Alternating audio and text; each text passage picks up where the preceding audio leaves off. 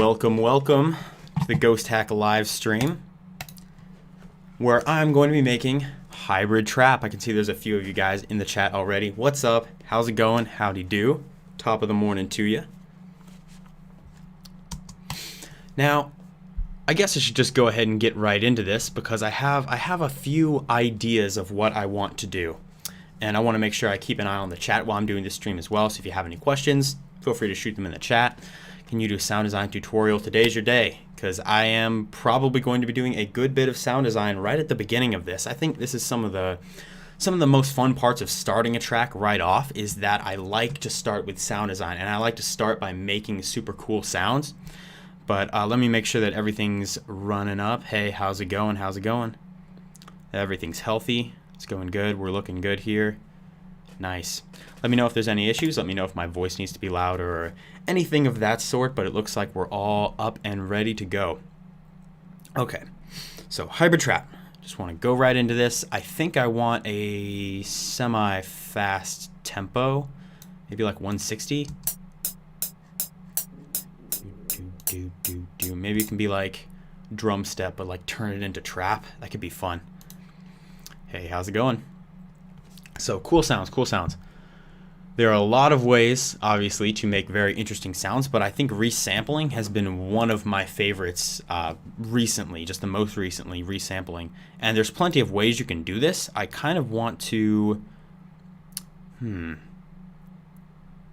maybe I'll do it the same way I did it in another hybrid trap video I did for Ghosthack. But what I want to do is I'm going to just make a sound in Serum. I don't know why there's just a hi-hat up here. Yeah, that's what's up. But I'm just going to make a sound in Serum. I'm just going to make a really weird, wacky bass noise. I don't even know what I'm going to make.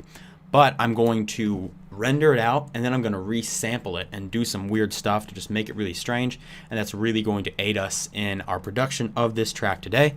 Let me make sure that my keyboard is turned on. Ah, the beautiful saw wave. And now we can just go ahead and get started. So weird wavetable is probably what I want to start out with. How's it going? Weird wavetable. Yeah, I'll just stick with the ones that come with Serum. That will be kind of nice. So if I pick maybe something squelchy. Ooh.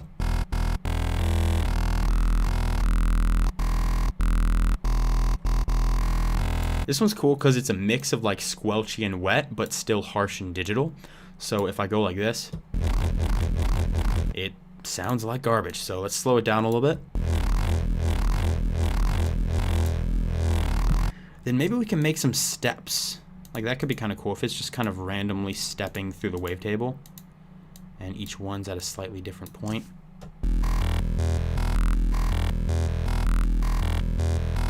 Let's change the smooth.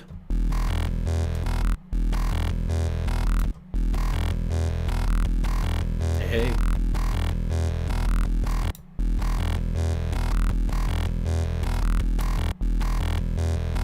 Yeah, that's cool.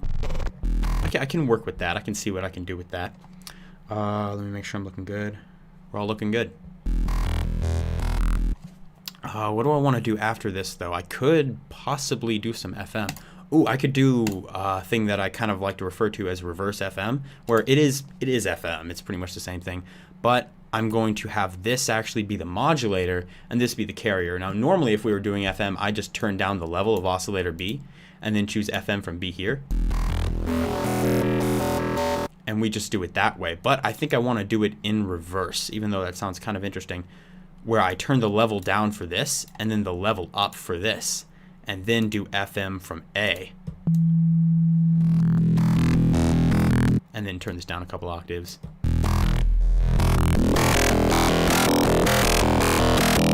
And I like doing this because you can get really gritty results. So if you have something here, which you can't hear, that you really want to be more gritty and harsh and upfront, then doing it this way is really an interesting thing. Do I have my level set here? Yeah, it looks like they're fine.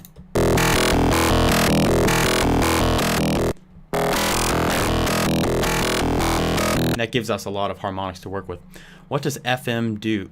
what does FM do? Okay, so the quickest way that I can describe this is it basically controls the frequency or the pitch of one oscillator by the frequency of this oscillator, or in this case, the phase of this oscillator. So however fast this is moving, it kind of controls, or however fast this right here is moving, controls the pitch of this. And I can demonstrate this just really quickly. I'm going to get back to the sound design, but I'm going to demonstrate this really quickly. If we have two sine waves, right? There's a sine wave here and a sine wave here. And we can turn them down. Well, let's take one. Yeah, let's just leave this one here. And let's turn this one down 4 octaves. So when you turn down 4 octaves, the pitch is really low. The sine wave is moving very slowly. It's moving a lot faster than this, but just so you can see, it's moving very slowly. And we can turn this level down. And if we frequency modulate from this, if we FM from this, the pitch of this sine wave is going to change based on this shape.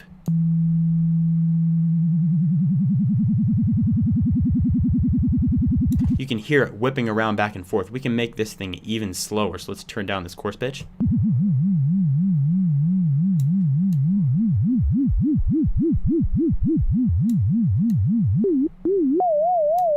So now the pitch of this is being modulated by the frequency of this. You see it's just moving in this shape. And if we speed up this shape, it gets faster. And we can also make the movement more dramatic with this FM knob here.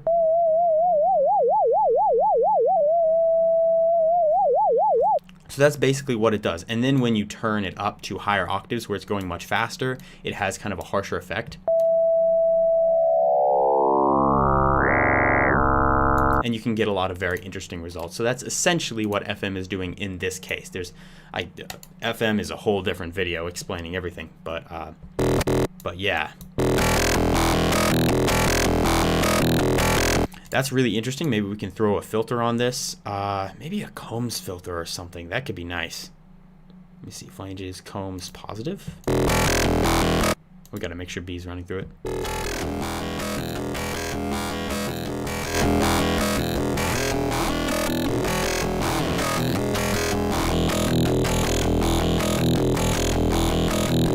Yeah, you can operate all of these independently.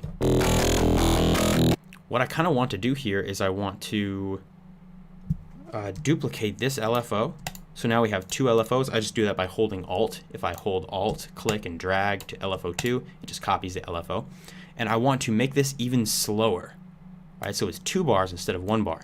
And then this can control this right here. So I just want things moving. I don't really know what I'm making right now. I'm just making a really interesting bass so we can resample it later.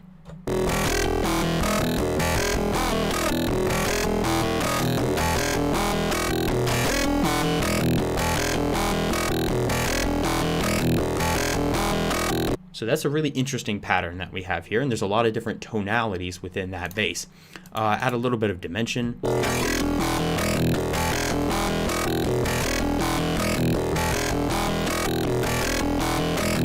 A little bit of distortion, not much.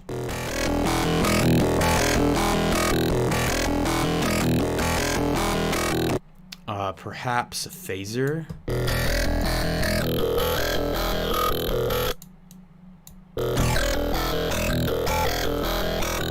Controlled by both LFOs? I'm just really messing around and trying to find something interesting here. Maybe this is controlled, this is controlling this.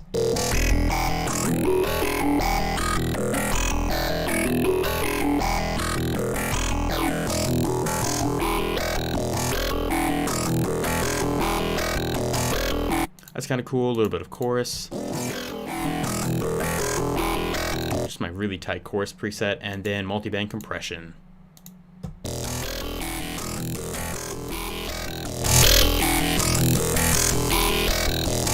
Make it nice and loud, make sure we're not clipping, yeah.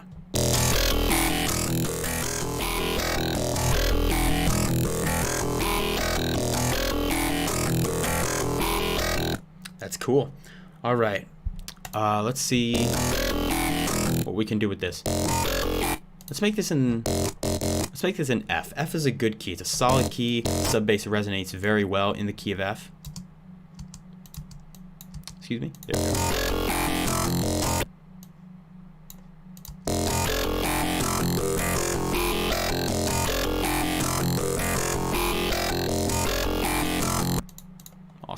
And now let's just render this out. Let's see, let's go into Mixer. Yeah. And let's take an Edison, and we can just record this on play.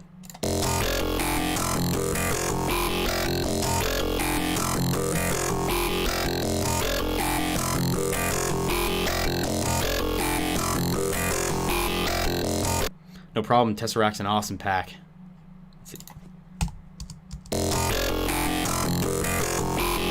So there is our bass. It's a little quiet right now. I don't think it's coming quiet through OBS, but it's not quite at 0 dB. That's okay though. We can normalize it.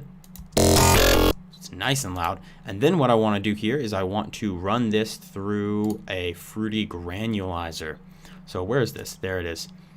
Granular synthesis. You gotta love it. So let's drag this right in here. And now you can hear, once we exit all this crap out so we can see what we're doing. Yeah. Now you can hear that I can play this on the keyboard too, but changing the pitch makes it sound a little strange. So we really want to, I want to just put down one note just in C. I know I put down the note C, but I recorded this thing in F. So the key is actually in F. You don't have to be fooled by that. So now this is just going down here.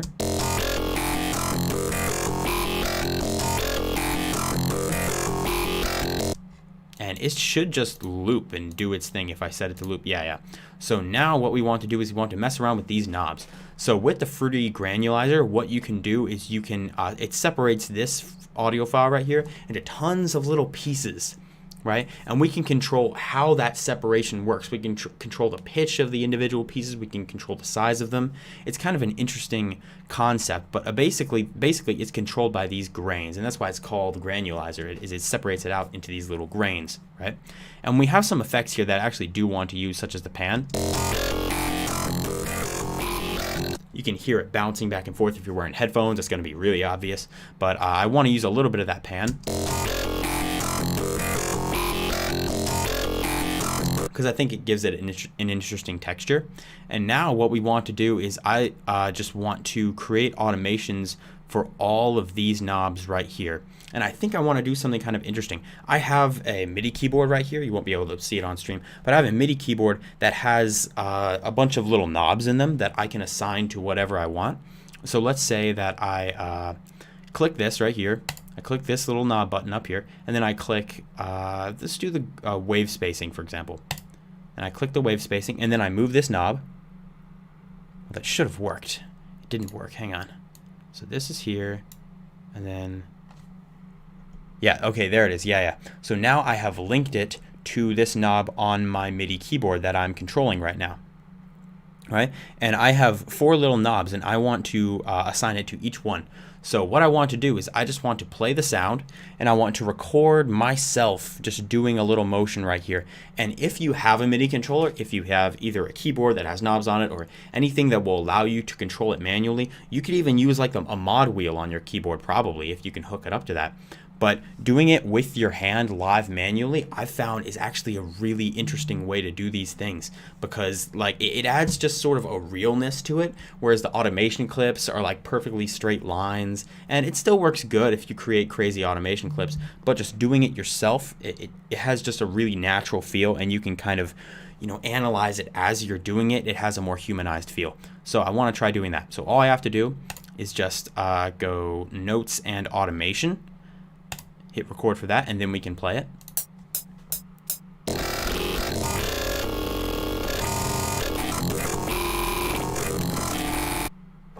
So there we go. I've recorded just a little line, and it should appear right at, yeah, you can see how it kind of recorded that line right there. So that's cool. And now I'm going to link this to a different controller, or I'm actually going to, let me see. Yeah, it says link to controller. So I'm just going to unlink this right here. Let me, wait a second. Just reset it. Yeah, so now, oh no, it's still stuck. Okay, I don't have to worry about that though. I have other knobs that I can use here. So now I want to do this. I want to choose the grain spacing. Now I want to move a different knob. Okay, awesome. Now that's linked up. And now let me control a little line for this. So let's record Notes and Automation, and then let's play it.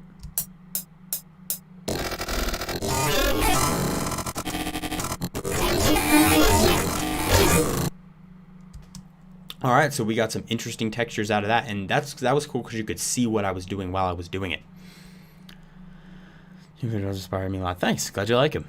And now we can do the same thing for this hold. So let's click this knob right here, click the hold, move a different knob on here, and we got it going. Let's hit record again, and notes and automation, and let's play it.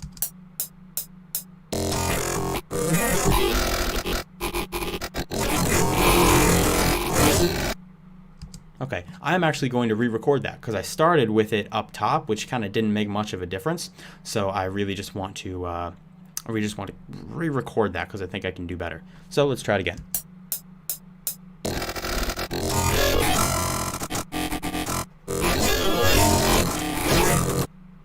Cool, that turned out a lot better in my opinion. And now we can do the same thing for the attack. So let's click here, move a different knob, and then we'll be done with what we're doing here in the Granulizer. And now let's just record.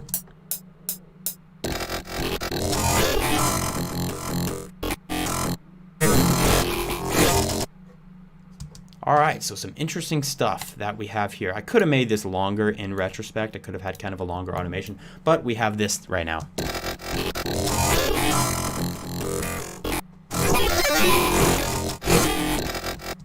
Which is very, very interesting to say the least. So now what we can do, let's see, how long have we been? Yeah, it's just in the first 20 minutes, cool. So now we have this.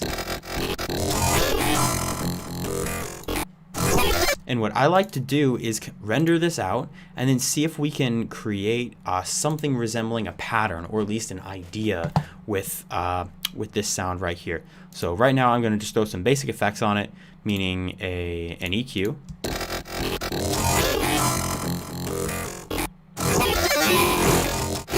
Just to kind of roll off extreme frequencies, and then I'm going to just do a limiter so it doesn't go too hard into the Edison.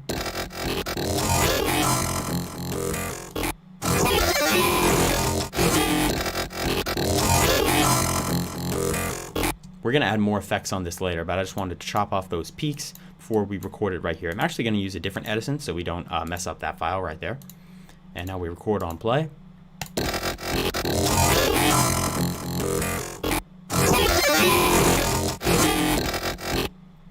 And there is our file that we can use. And right now it's just glitchy, messy sounds. So we're definitely going to just throw this aside, right? Just put this right here, and then I can just mute this permanently like that. Right, so we have the file, and now I'm just going to create a quick drum pattern, and then with those drums we can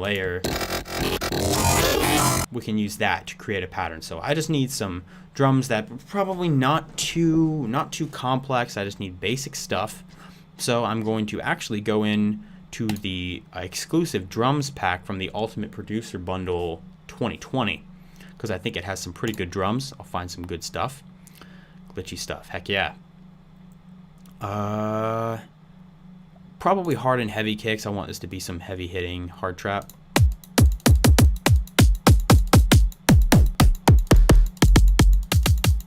Damn. That's a kick.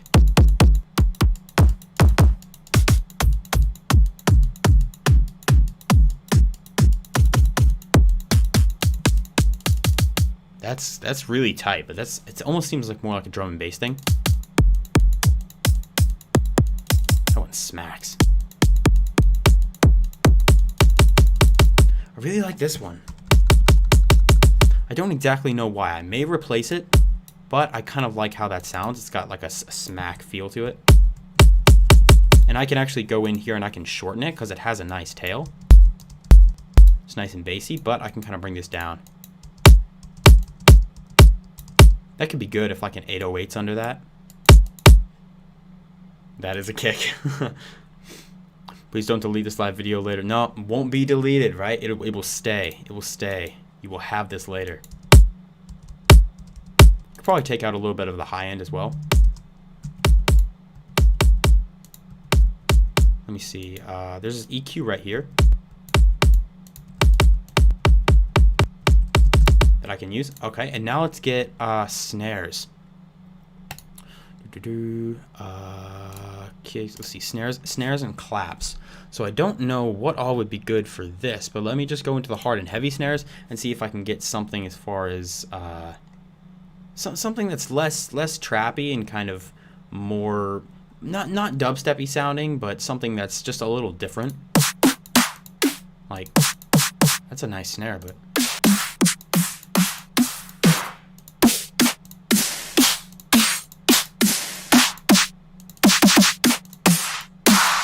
it's a nice tail.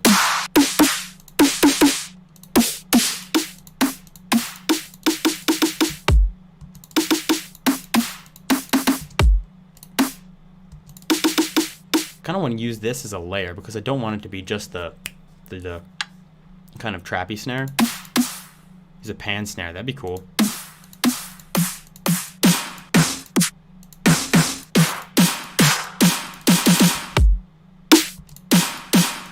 I actually really like the tail of this. So I'm just going to, Hypertrap can encompass a lot of things, that's why I like it. So I'm going to grab the tail of this. That's going to be kind of a layer, and then let's get also a trappy snare, which I think can be found in the smaller snares here. Yeah, there, and it's got a pan with it too. Forgotten drum step. Drum step will live on in my heart. Okay, so we got 3 snares that I really want to work with here to make a really good hybrid trap snare that kind of encompasses a lot of styles in one. So let's go ahead and let's route these each to, let's see, this one's to 2, this one's to 3, and this one is to 4. Also, what's the kick running through? Okay, kick's running through 1. What is, oh, we don't want the kick running through all this. No.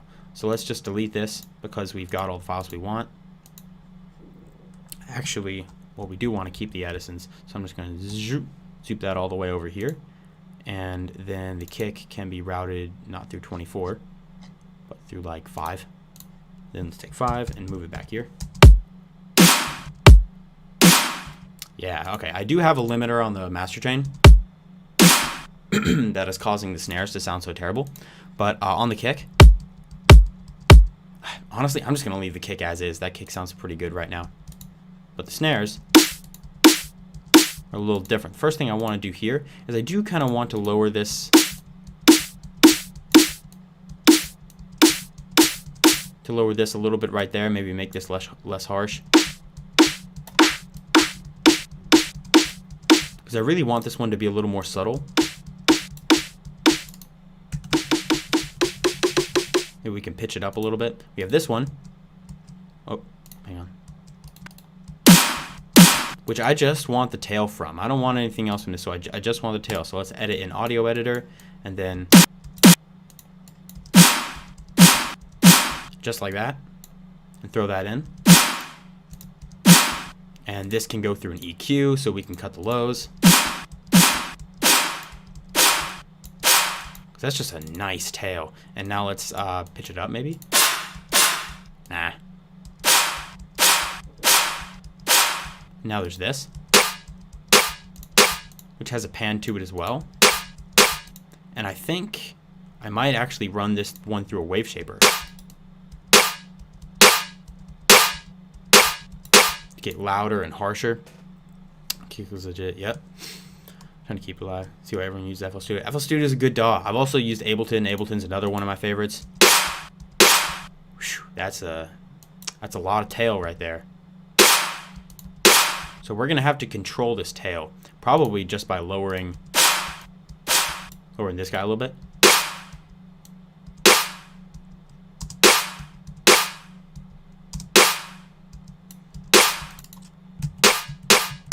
Maybe also by controlling this out.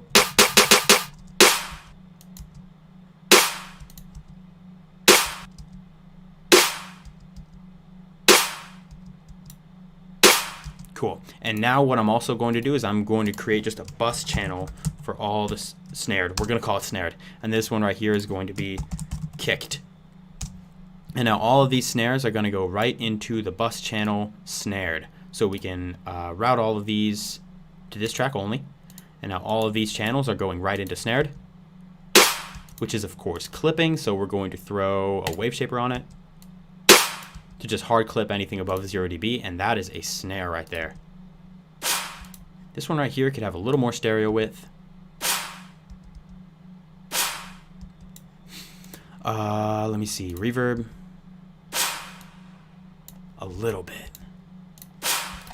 This right here. Yeah, that can be dry. I'm fine with that being dry, yeah. So that's actually a really nice snare. That's powerful.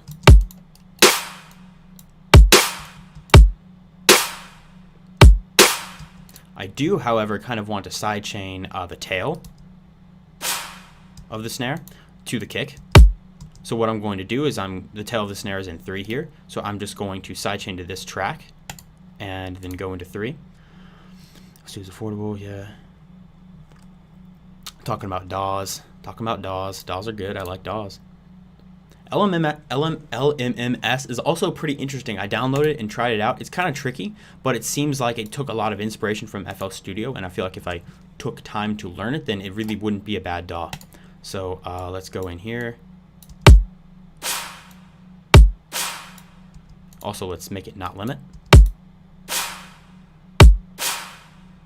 So I just want to make sure that when the kick hits, the tail of the snare ends. So to make it more obvious. So we just side change to that.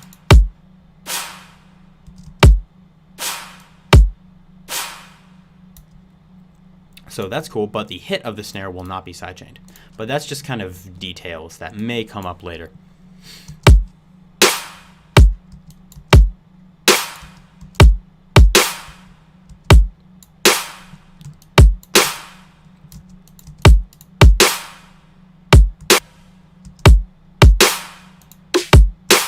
Ooh, that's kind of cool. Now that we have the snare separated, we can kind of use bits.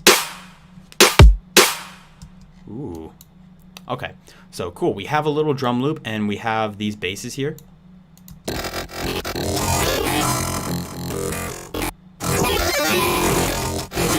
Which can be normalized a little bit. So let's see what kind of cool stuff we can pick out from this.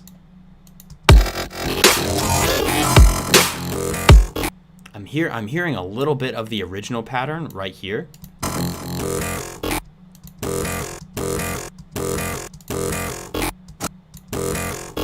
Well, real quick, let me just put another one up here so I don't chop this one up too much and mess it up.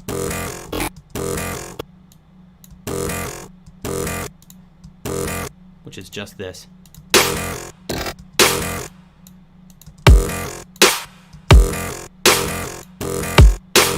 There we go. Song's done. Right now, it's awesome. Alright. So that is a pretty cool piece. However, there's a problem with this audio file, is look at the dynamics, right? Look how soft it gets in some parts and how loud it gets in others. We really need to compress this guy before we can legitimately create a solid pattern.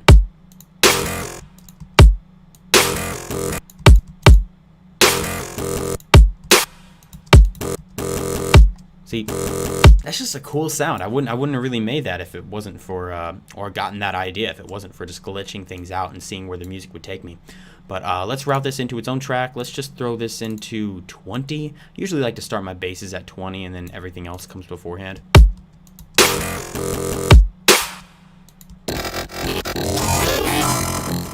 So first thing to do is, Maximus probably, so I can multiband compress it.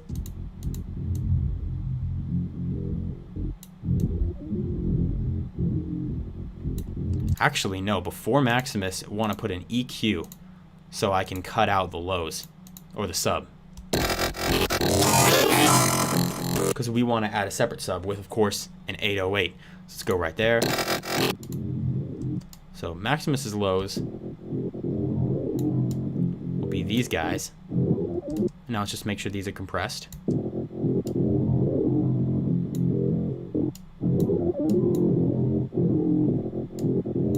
So they're pretty much at the same level. The mids.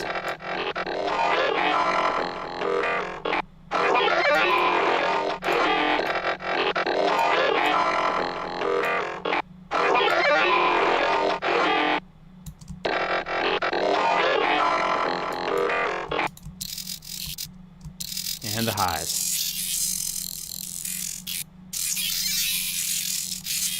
Got some interesting harmonics in here.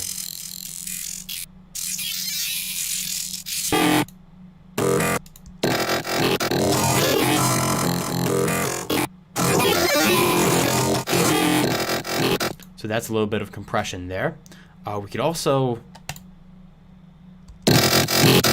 Hell yeah.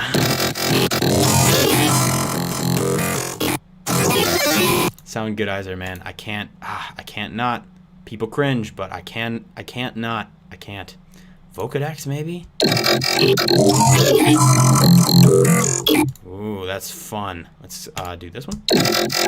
Nah, solid.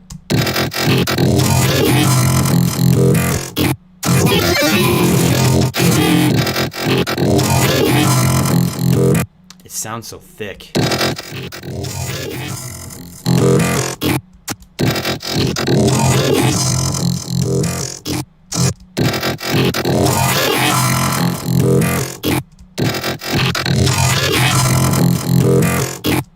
Vocodex. It's fun stuff. I think it's better for music production. Very good Windows laptop or one of the lower budget MacBook Pros. It depends. I prefer to use Windows laptops just because I use other things on Windows, and generally I think you can get a little more bang for your buck in Windows, but there are plenty of there are plenty of upsides to getting a Mac as well. i7, yeah. Got video on Maximus. That would be cool. Full video on Maximus. I feel I've done videos on Maximus before, but Maximus is a very, very nice compressor. Vocodex is so useful. Growls, it's awesome. Instant growls.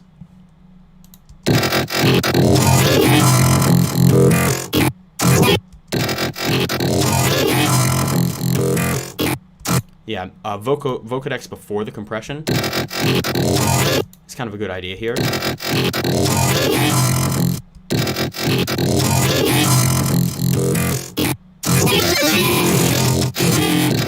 So we can control these frequencies because they're very harsh. A little bit of an EQ.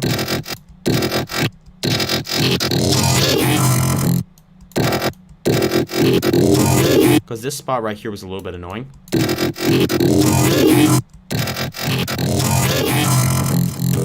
Kind of hindered the freshness. There's one other thing I want to try, which is a little very specific EQ shape.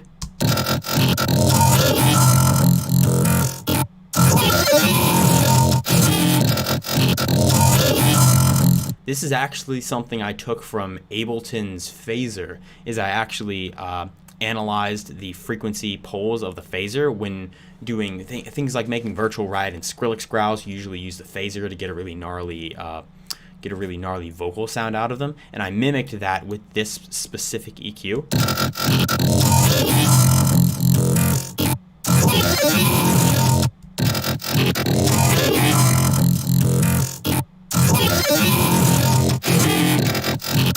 But I don't know if it makes too much difference, so I don't think I'm going to keep that. And cool, so that's our more compressed file.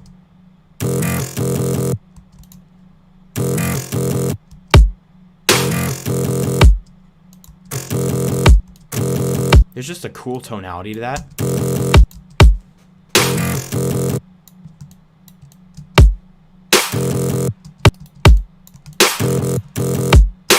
Oh, uh-oh.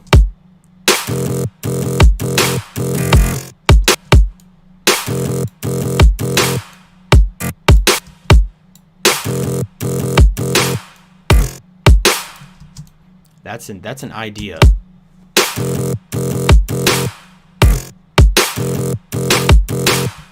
So that's catchy. That's kind of a phrase. That's an idea. That's something that is easy to follow. That I can kind of exploit here. How can we rate this glitch? Any idea? How can we rate it? I'm not sure what you mean. Maximus, it does. You can use Maximus instead of Soundgoodizer, honestly.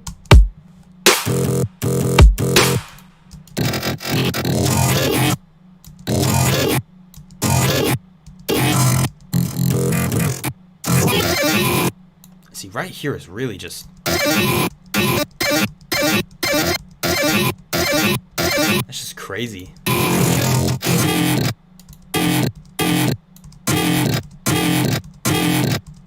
That's also cool because it covers exactly this couple of beats right here, or this one beat right there. So I can also make a chop right here, and we can use that bit. I just want to construct something basic, and then we can fill in the rest.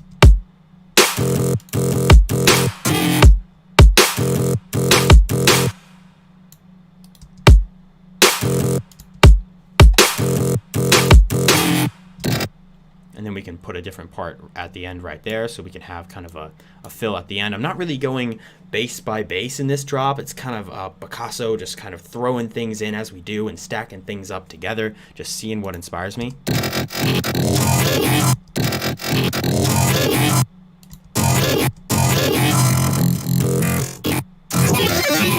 And that's where I think we can use some of these glitchy.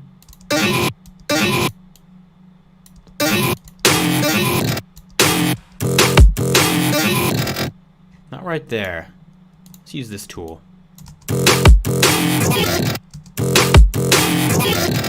That's cool. It's got a nice digital feel. Let's chop this up real quick. Let's actually, hang on. I'm going to make this unique. And now we can chop it up. So now this is a completely unique file. The effects that I make to this file won't happen to all the other ones. So I can shorten these right here to do something like that. And then maybe we can add some transient bleeding.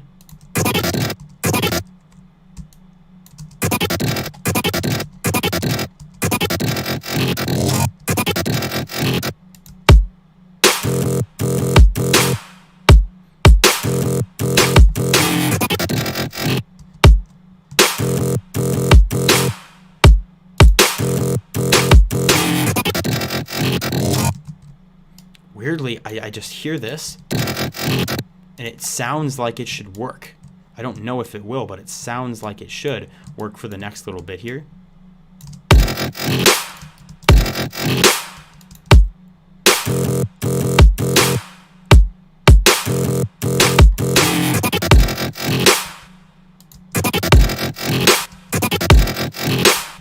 Yeah, that could be fun. And maybe scoot this.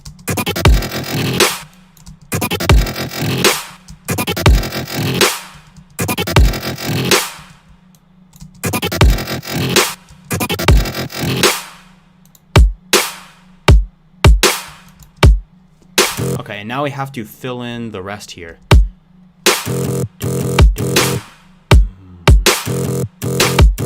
So I don't know if I want to use files like these, because there are spots in here that are definitely also usable, such as this just little hit right here, that I could just grab this and create a pattern with this as well. But I do want to make other sounds that aren't just this file.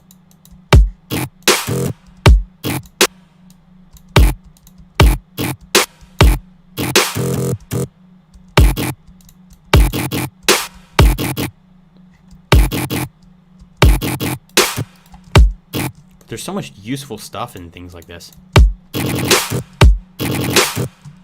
that I just can't help but mess around with them.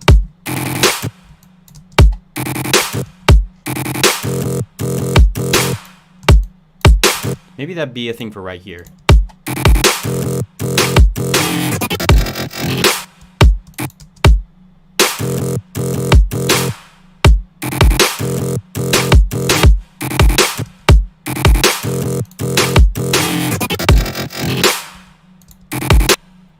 Yeah, it's interesting. Now let's make a sound. Let's make a sound that's a little more understandable and less strange. Trying to get better at my growls, but they're not really there yet. Could you make some more videos on mastering your growls? Mastering your growls. And also, I'm trying to get Tesseract, so any videos that could help me as well. Growls would be a very interesting video. Like, that'd be a fun video to do that's just solely based on growls. Like, if I were to just take a video and just make the whole thing just about growls, that could be really interesting. That's a good idea. Nice video on using Tesseract, yeah.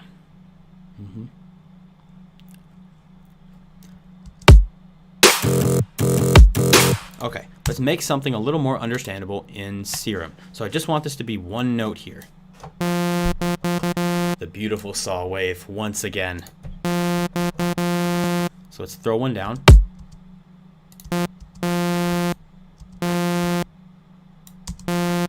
just want it to hit once right here. I want to make a bass for this section.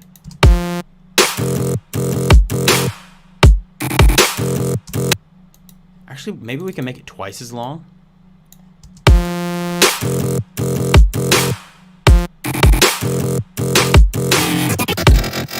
And do something like that. So, what are we going to do to make this bass? Maybe we could do similar stuff to what we did to the first one right here.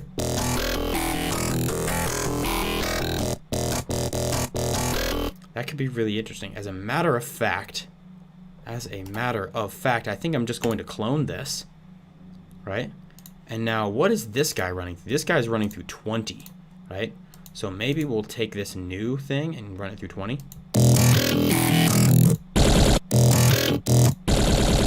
That's weird. Anyway, but if we take this new thing,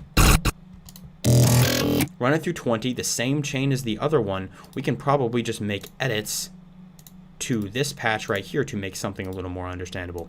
Which this is a really good way of making new sounds. I always tell people when I'm talking to them about this, if they have trouble making their sounds flow together in their session, duplicating your patches and then making changes to those, or maybe just using the same effect chain on all the patches, can be a really interesting way of, or not just an interesting way, it can just be a really effective way of making your sounds sound coherent and together. So maybe in this one there's not as much jumping around.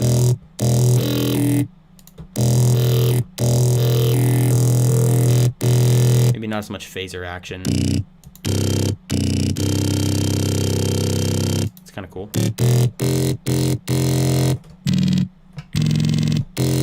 So we'd have to find a good spot here.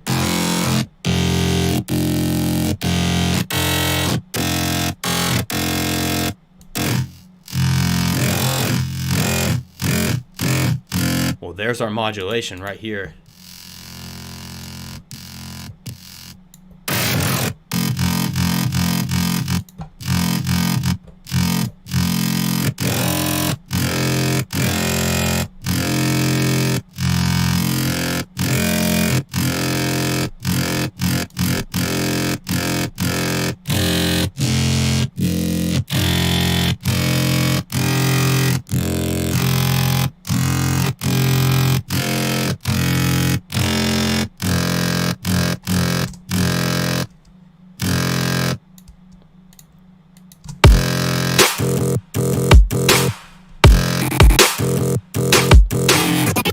And see, those sounds fit together.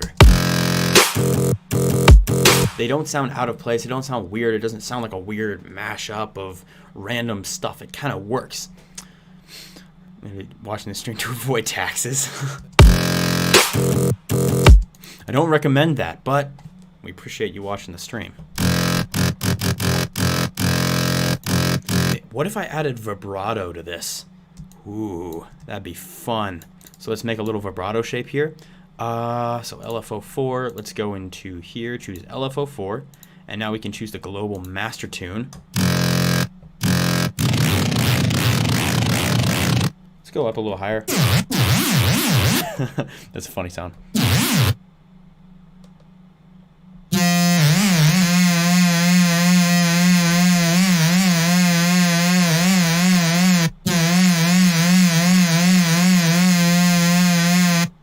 And let's change it to, yeah, off is good. Take off BPM.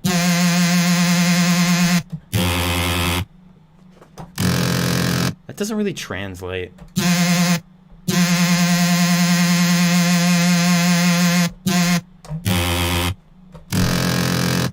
A little bit.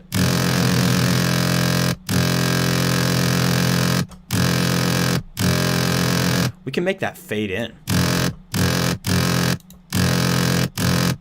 Yeah, that's a good idea. So let's take this right here, hold Alt, click, and drag to LFO5 here. And now we can just create this shape and then assign LFO5 to control this master tune. Let's see, LFO5.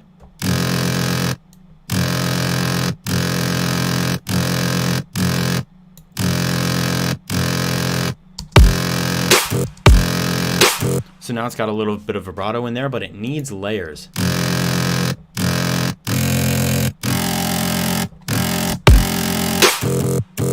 That's maybe a variation.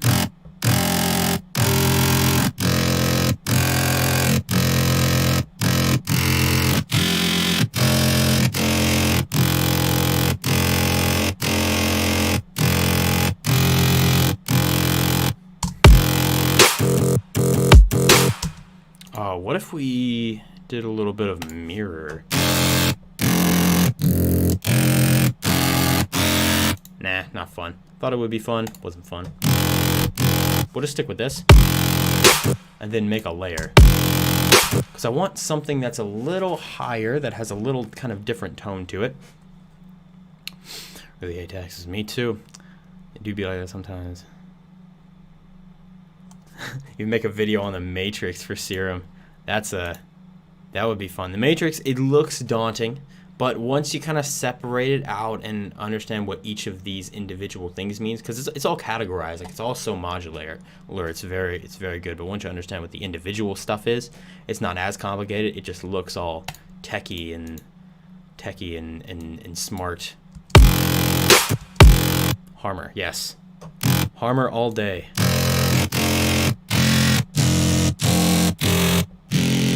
See, this is the problem. I can mess with this wavetable forever. Trying to get the best result.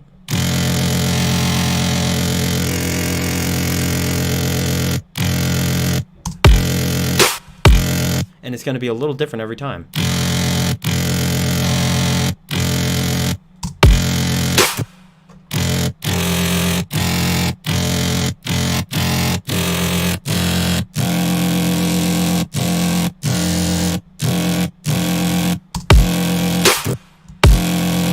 I keep finding new stuff. Oh, Harmer for the layer.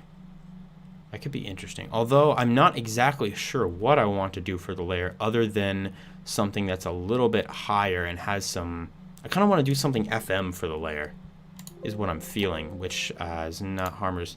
Not exactly a great plugin for FM.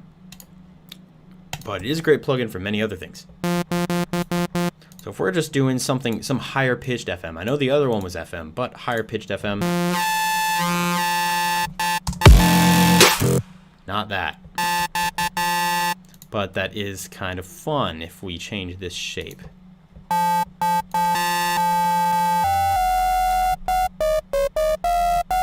That's a little less fun.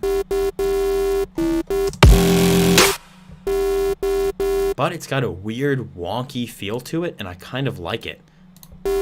It's not going to remain like this. I'm definitely going to change it, but... I always face problems in sub. Well, I'm going to talk about sub bass, well, specifically here in the form of 808s, but I have a video on sub bass that is going to come out very soon, hopefully. Or is it out? I forget. Is the video out for sub bass yet? Check the channel. Maybe it's out. I don't know. But if it's not out, then it's going to come out soon. Let's route this into a different thing, because we don't want it to go into 20, I don't think. Yeah, no, let's route it into 21. And then first off, I know what I want to do is I want to cut the sub. And then that's annoying. And now we have to make this sound less digital. Like we need to make some changes here. Maybe we can... Maybe not less digital, just less harsh.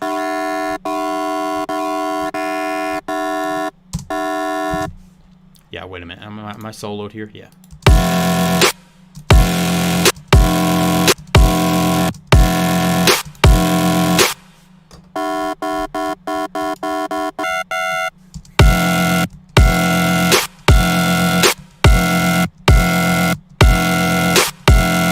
This is sort of what I meant by the layer.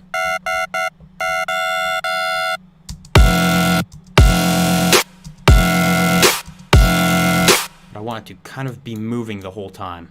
So, not the wavetable position.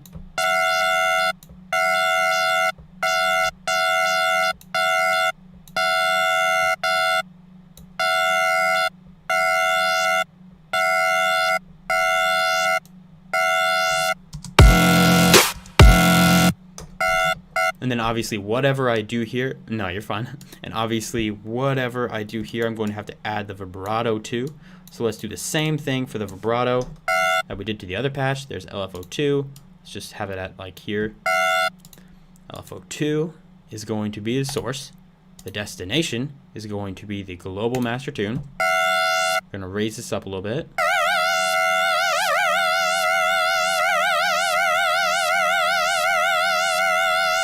Control this output.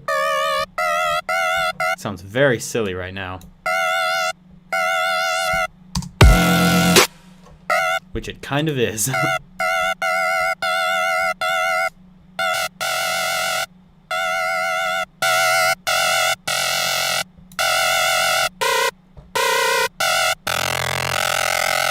Whoa.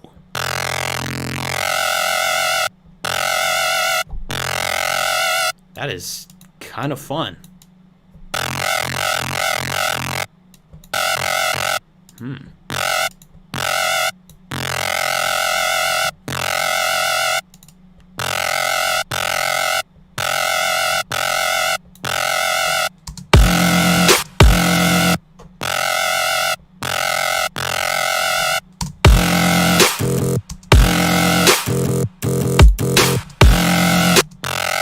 And then we can make this kind of spread out. Let's see. I don't know if this will work. Let me try this.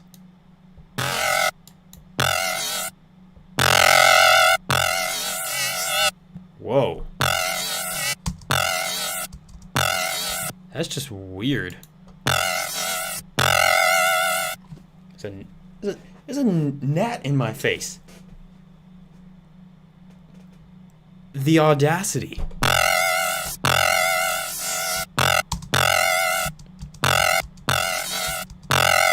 I don't know if I want that effect. This is a little harsh. This is a weird sound.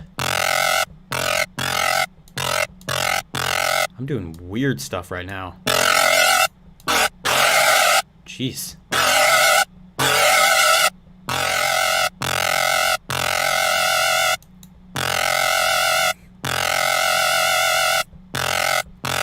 But I like weird stuff. As weird as it is, I like weird stuff.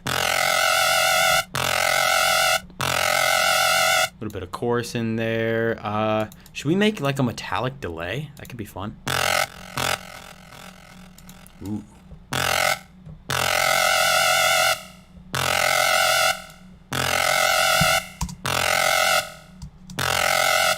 And it kind of trails off into the next bit. Maybe that works. I don't know.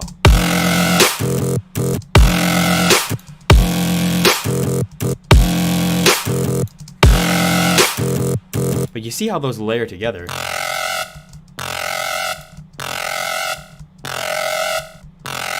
They layer together in very important ways. But I have to take away a little bit from this sound in order to make it work. Actually, you know that panning trick that was used in the original sound that we did, where it was panning back and forth really quickly? I think I can do that. When the next vocal pack coming out? Not sure, but we're definitely going to make vocal packs in the future.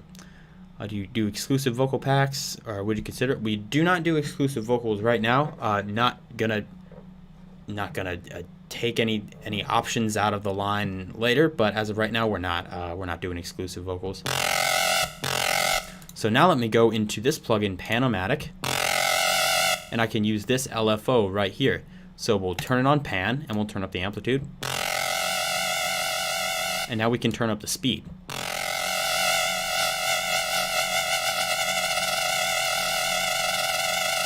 So it's going back and forth, nice and fast. I could do this in Serum, but I just felt like doing it in Panomatic.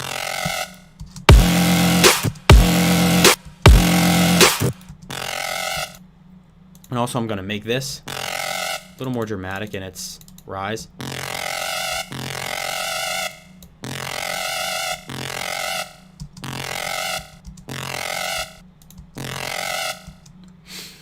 Large vocal pack coming up. Vocals are fun.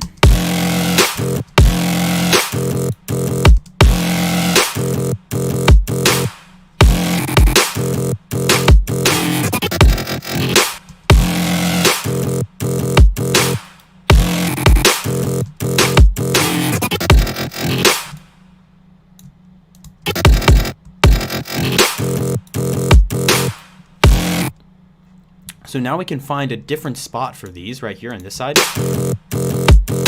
We can move this around.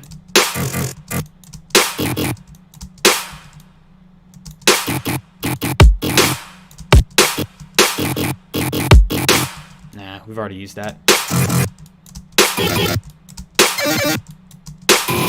Nope.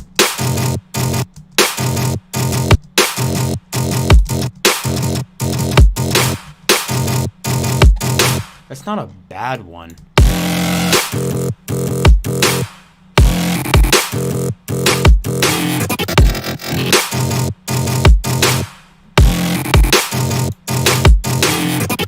kind of want to use it. Maybe I can use it for this last bit, but I want to choose something different for this.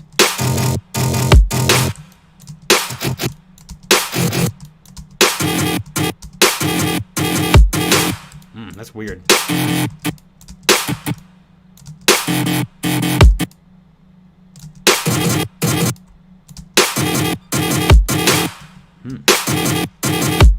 Sounds like machine gun sounds, yeah.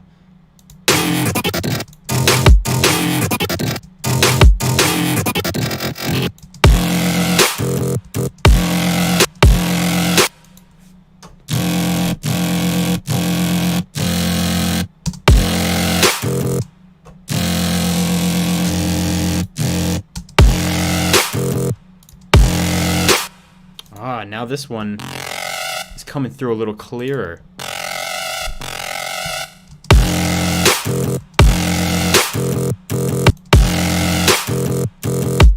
I kind of like that main bass da-da-da-da is slightly panned to the left.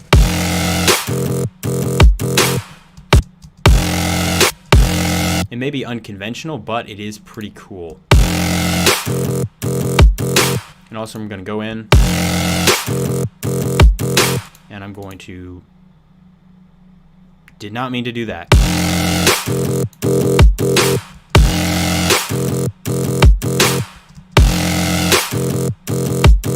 I'm going to cut that out, roll off this.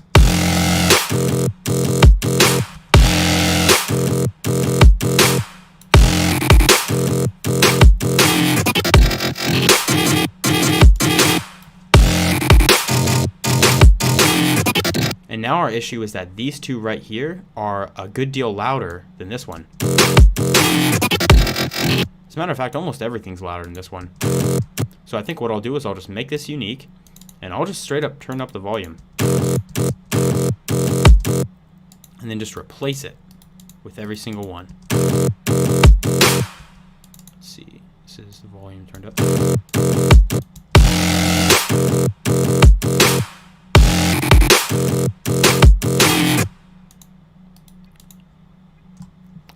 This is the pattern here. You can delete this.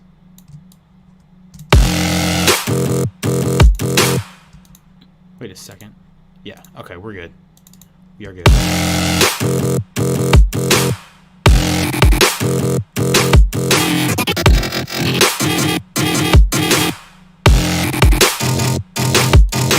This one is still a little too loud for my liking though, so I'll make it unique, turn it down. And then this can go in all of those positions. And then we'll be a little more balanced out.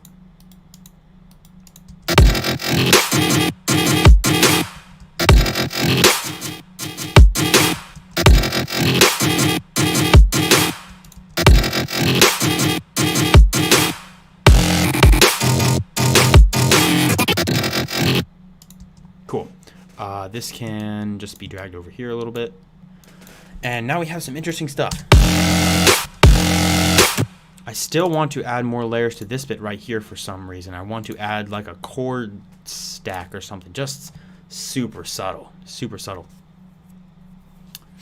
Sponsorships. Cool. Hey, how's it going? Presets. Default. Just want to create big chords.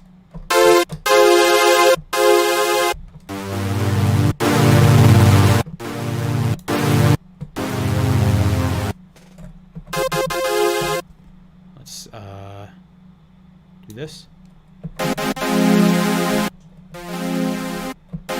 Because what I want to do here just make it really subtle.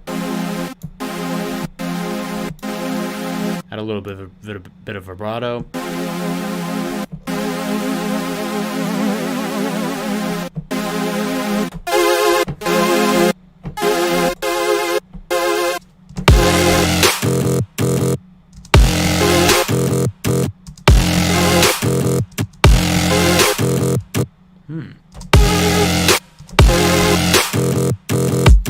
That could be really neat for like just a subtle layer to this. I keep calling it a subtle layer, but that's kind of what it is to me. So let's go in here and let's just do a basic.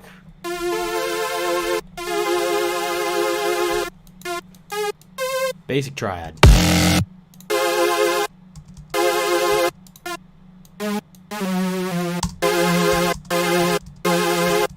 Let's turn this down a lot. And this just goes right here.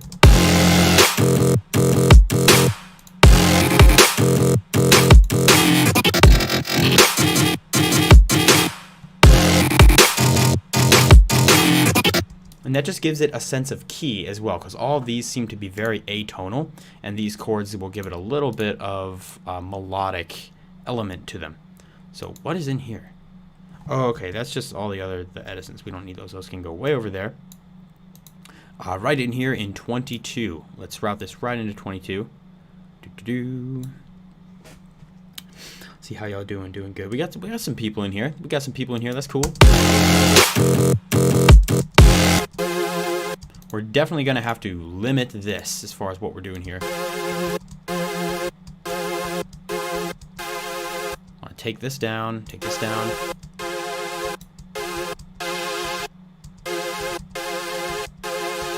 We just want it to be a little more subtle. And then OTD.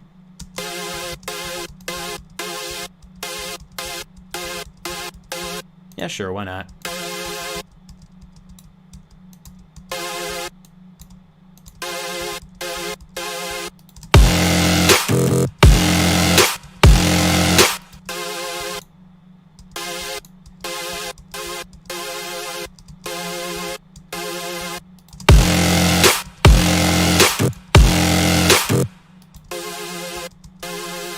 And I'm actually going to use this free plugin right here called Stereo from, what is the company?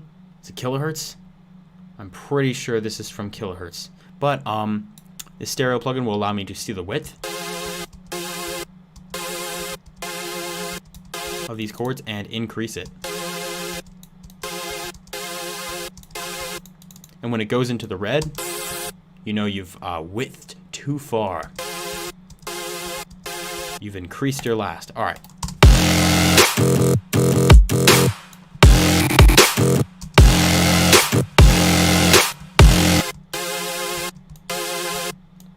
Keep tweaking this, but yeah, kilohertz.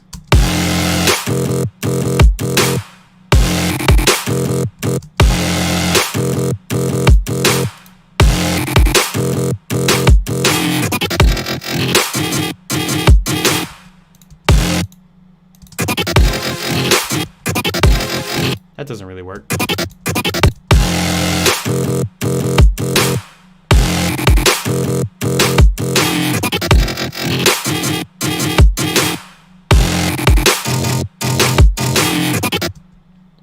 And something makes me think that I should hint at this.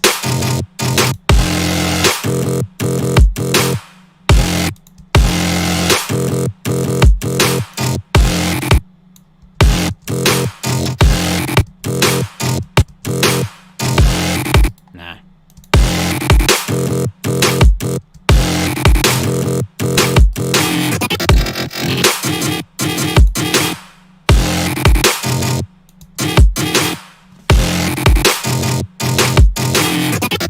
Okay, before we add anything else, I think I'm just going to go ahead and do the 808 because that is important. I need it in my life, and I definitely want to make sure that we get that done. So let's take an 808. Where's a good 808? Where can I get good 808s? There are 808s here, right in the kicks. I have plenty of these. Let me see.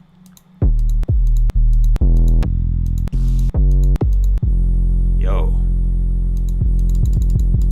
I actually really like with it. I like just a little bit of bit crushing on top. That one's awesome. It doesn't have much of a kick, but I mean, that's what it kicks for. Oh boy, yep, that's not what we wanted. Let's go into envelope.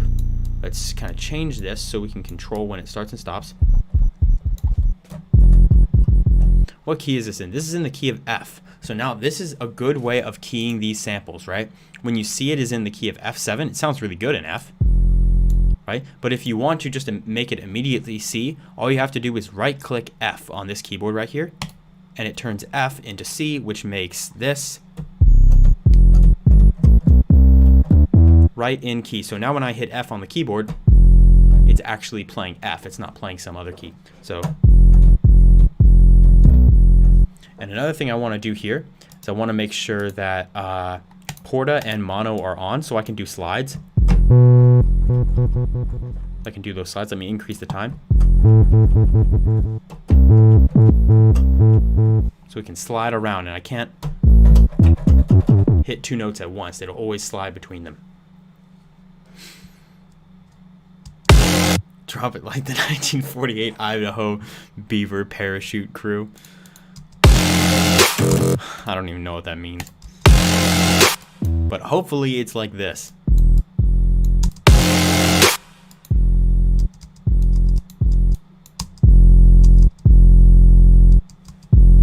Okay, so we have our 808 thing happening here. First thing we're going to do is we have to route it into a channel. Let's route this into 19. Let's see. Is this sub not cut? No, it is. It just needs to be cut further. This sub's cut. Yeah, there we go. Remember Idaho.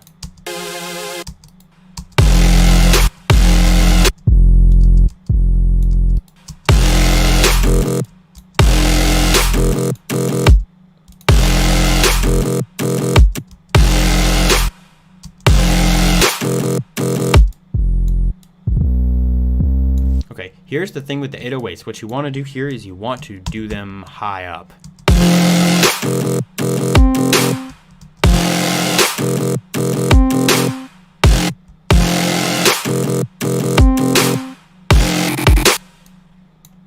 And then we can see where we need more kicks.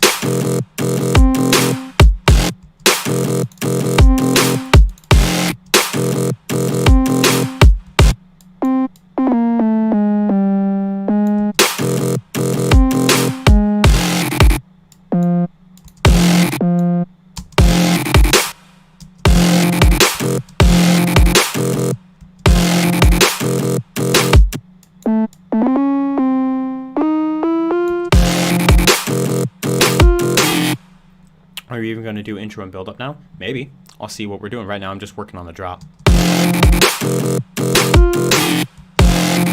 If you want to know how to do an intro and a build up to hybrid trap, on the Ghosthack page there is a video called Hybrid Trap from Drop to Track where I make all the other stuff in between. It's pretty informative in my opinion. It works out pretty well. But I'm just seeing what I can make today.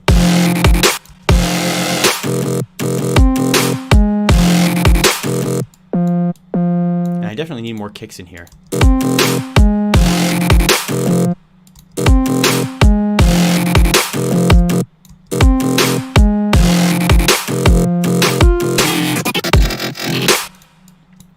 And now.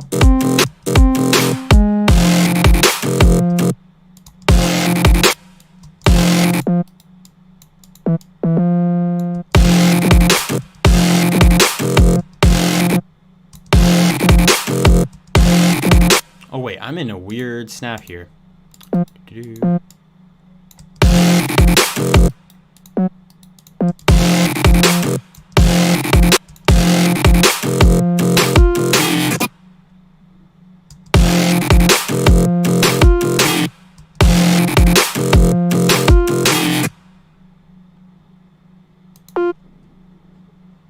And now we can do a little slide.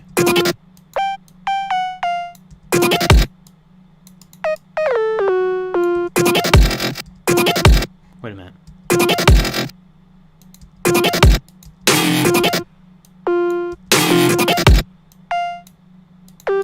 There it is. And then, wait. Why is it still going? Oh, okay.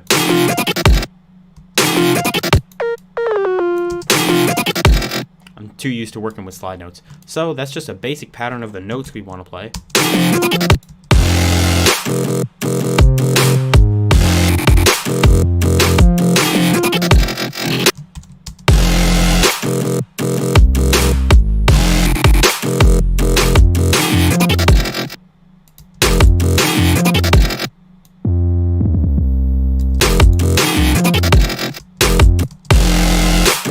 Can you make more future house genres videos? That could be cool. Y'all be on that squiggle wiggle. Gotta squiggle wiggle your 808s.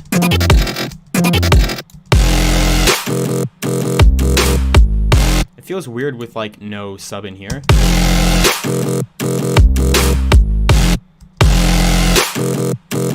So I'm gonna add a kick.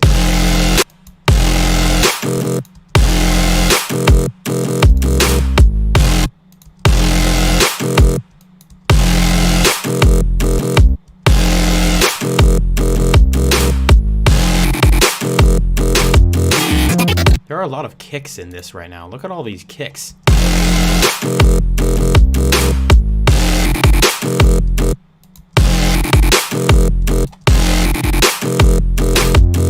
Yeah, I can take out that one.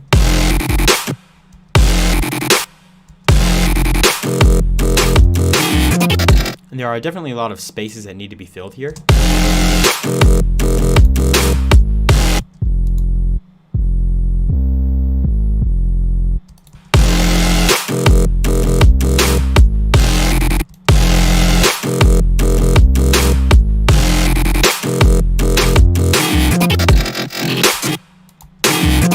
I'm not going high enough here.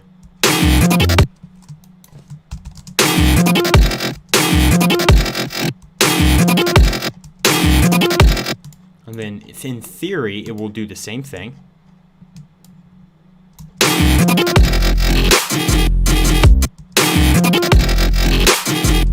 And then we can make the changes.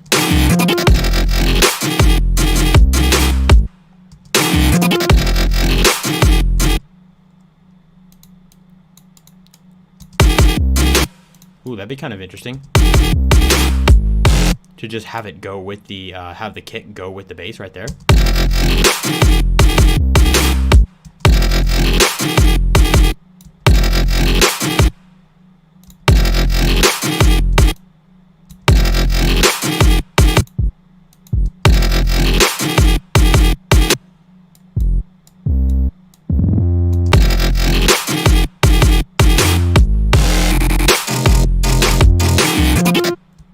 Yeah, that's fun. And then we can switch these positions.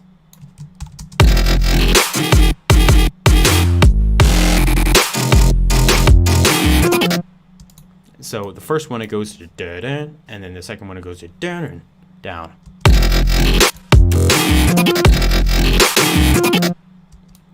So that's interesting. Not that EQ. No one likes that EQ.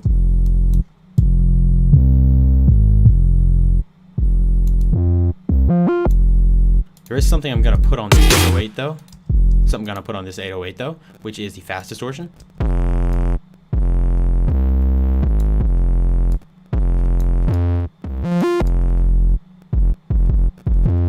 And just mix it in. Needs a large Froom add vocal chop. Yeah, there's a ton of stuff I could do in here. When you buy your first drum machine, I don't know, I don't have a drum machine.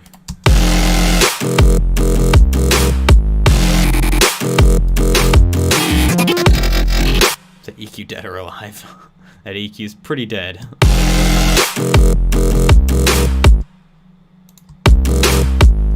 I'm questioning whether I should go up to the C right here.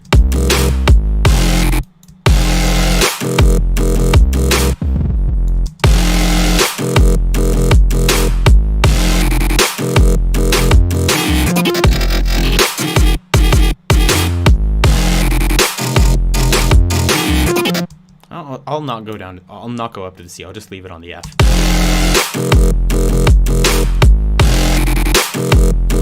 And there's something else I want to layer with this 808, which is a little bit of noise. So I'm just going to go into 3x oscillator and get some garbage noise. Yeah. No, not here. I want to turn these guys down. This guy's noise. Some nice bad noise. And let's route this into 19 with the sub.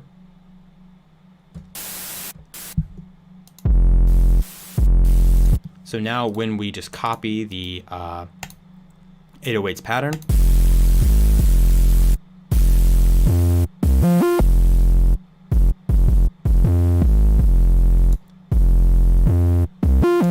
and we get a little bit of noise on top.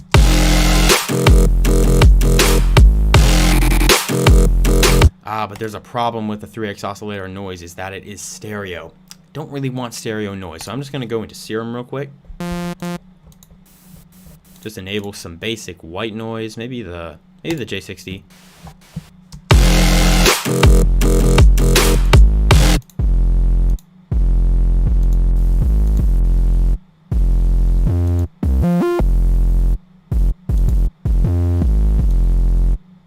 I like the ARP white there.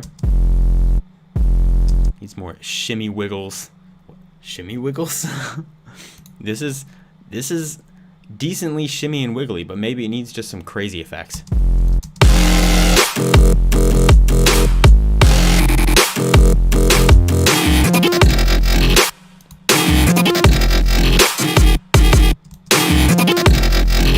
Something makes me not want to put bass in the beginning right here and just hold this out without bass.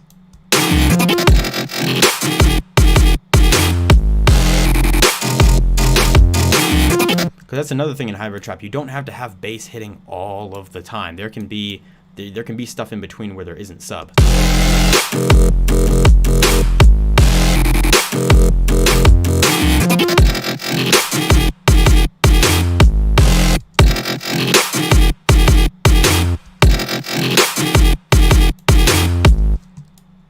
I'm just trying out different things here.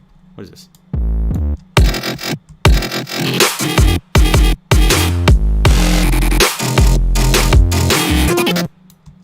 All right.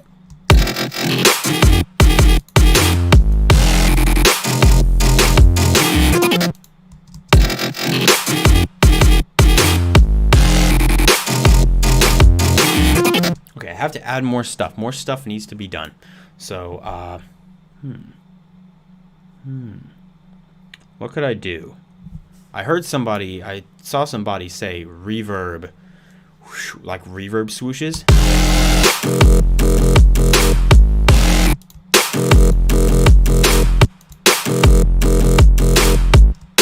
Actually, I'm going to mute the noise for right now.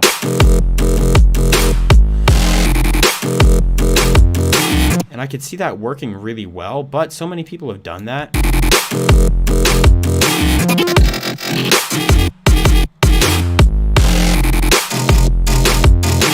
I want to add other things as layers, like some other just interesting sounds. So let me see if I can pull up. Someone also said vocals. Have a Discord server. We do not have a Discord server right now. That'd be interesting, but not yet. Yeah, vocal chops, like vocal hits, or some kind of sound effects, just to go and what? No, Del, no, don't. There we go. Okay. To go right here. Just interesting sounds. So vocals, vocal shouts, chants. Let me see something. Hang on. Hold up. Maybe I have just the pack I need.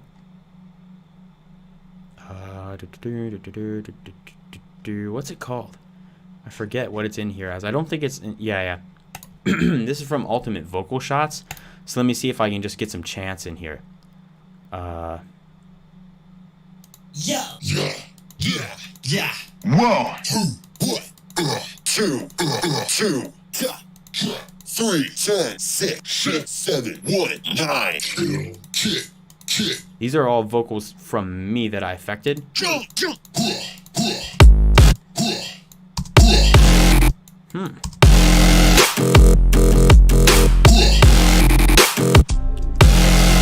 Just little things like that. me make it shorter.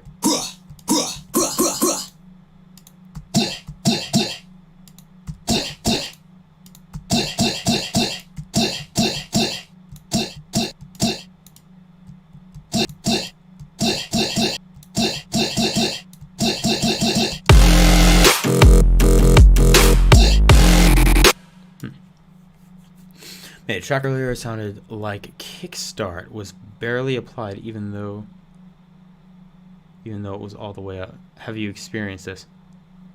It sounded like kickstart? I'm not I don't think I understand.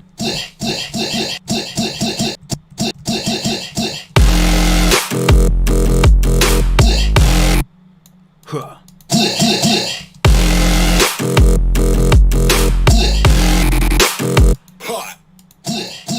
Maybe we can pitch this down even further.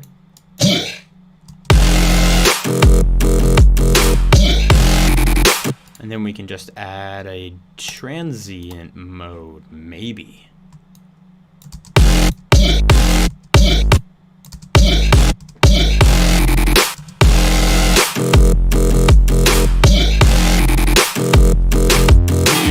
I'm gonna throw that down here and I'll try out some other vocals. I think Ramirez Sachin. Oh, yeah. Made a track and it sounded like kickstart. How do you make a track that sounds like kickstart? Speaking of kickstart, I should probably sidechain. It was barely applied even though I had it all the way up. I'm not sure. I've never used that plugin kickstart.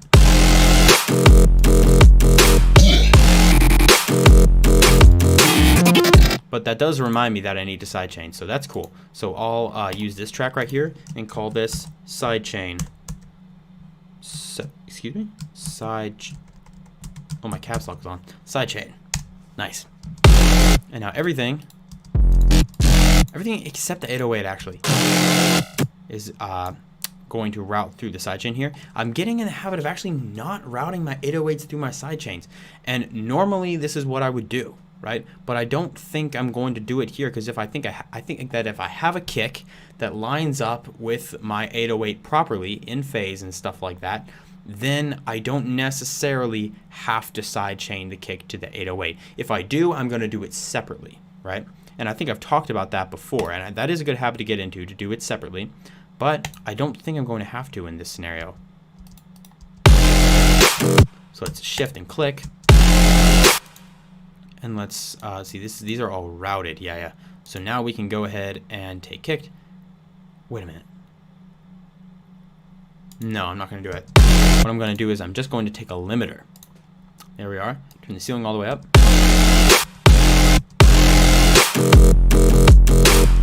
And I know this is not the most efficient way of doing things, but I'm just going to create an automation clip. And it's the size of the whole product. Didn't mean to do that. And I'm just going to create a little sidechain shape. And I'm going to throw it above the kick. So let's go right here. Bring this down. And now let's create this sidechain. It's going to look something like this, I know for a fact.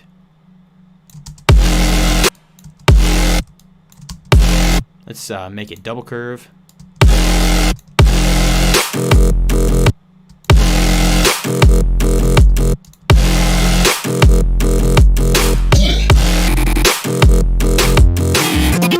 Then we'll add it right here, everywhere here. Ooh, that has some bounce to it now.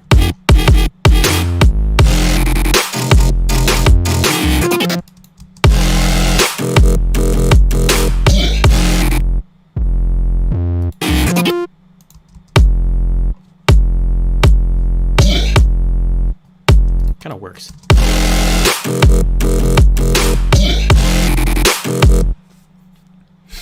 What do you advise me to develop myself trying to make some dubstep? It's difficult, but how do I simplify things? I don't know much English now, but I used Google Translate. For dubstep can get pretty, more shimmy wiggle. Dubstep can get pretty complex. I would say the most important thing is make sure that you have a pattern in your track that is recognizable. Like for example, here, this pattern, that's easy to follow and it's recognizable. What you want to do is you want to create a balance between the sounds that are in your drop. You want to have a pattern that people recognize as well as just cool craziness like here. that is just kind of just everywhere, right? So if you mix those two together, you should create a good solid rhythm for your dubstep drop, which is going to, almost regardless of the sounds you have, it's going to make it more interesting. It's going to make it easier to follow. And it's going to sound a little more professional. So I want to go back to using these vocals and see if I can find others.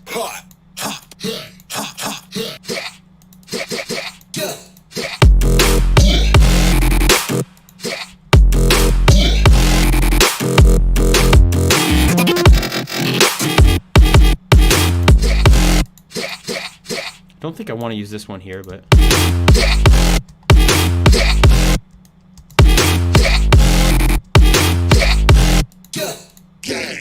Four, five, eight.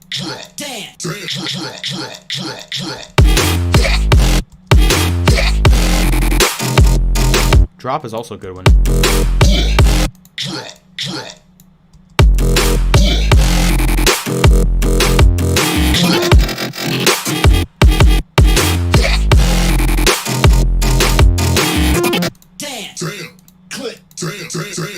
Damn. Click, clack, check, clack, click, clack, click, clack, Click, clack. check, bust, break, boom, break, break, break, break, boom, bass, bass, alright,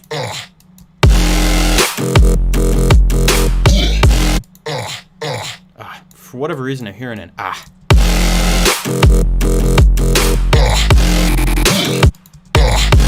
Why does that kind of work?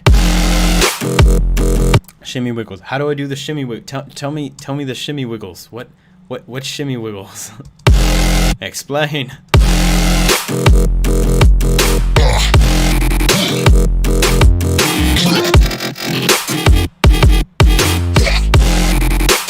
Yeah, I don't know about the ha. I'm gonna keep that over here, but what is this one right here?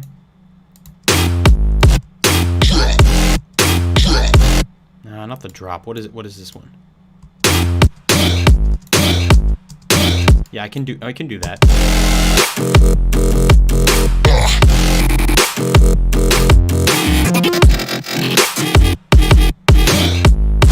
Oh, it was off.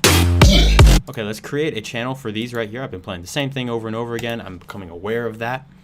Yeah, true. Dubstep track creation videos. This is just be vocals for the vocal chops, and these will go right into 18. This one's loud. 18 right there. And this one as well. And I kind of want to run these through Serum Effects because I want to use this compressor, which is essentially an OTT. I could have just used an OTT, but I like what it does. Now an EQ, because I want to make sure there's not too much muddy low end. I want to control a little bit of 3K and a little bit of 5K, because those are kind of harsh frequencies.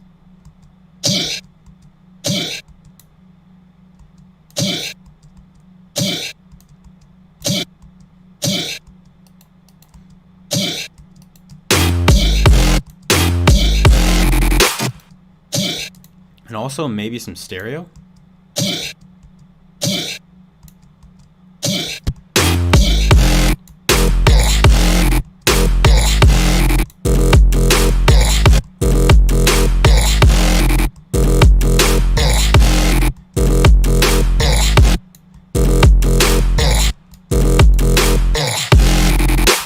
Yeah, maybe not an 808 here. How do I deal with beat block? Either I go and do something else, or I do sound design instead of music. Like there's so many sessions that I do. I'm a little bit of a slow worker, as you may see from the stream, and I can get bored very easily from a bunch of stuff. How long have I been streaming, by the way? How long has this been going on? How long is it? An hour and 30 minutes. Okay, cool. I thought we were close to 2 hours. This is good. But normally what I do is, if I don't know what to do, I don't have any musical inspiration, normally I'll just go and I'll make sounds. I'll just try to make something weird. I'll do just weird sound design tricks. Maybe I'll try to just make different instruments. I'll pull up different things to use as an instrument. I'll just kind of noodle around in my DAW until I get some kind of inspiration. But if that doesn't work, just step away. You know what I'm saying? Beat block is not always conquerable. Sometimes you just have to wait it out. It's been a beaver's age. Yep. It's gotten to the point where non-con streamers, I don't even know what you're talking about anymore. But it's entertaining.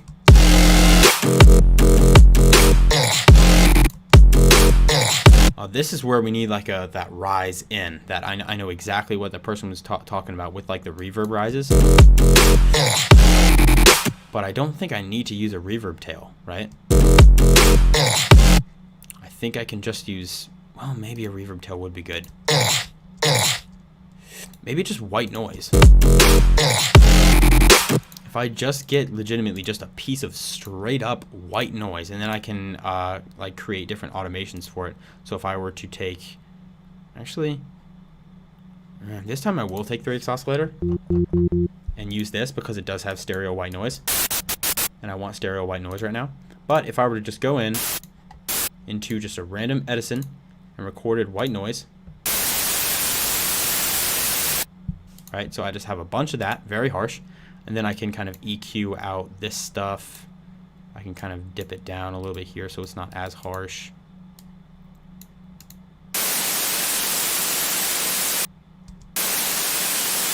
Like that. I wanted to make it a little less harsh, so I'll take down around 3K, maybe a little bit around here.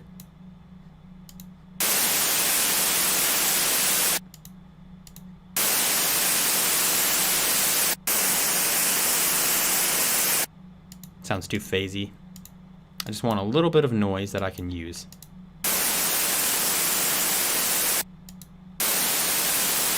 Just like that.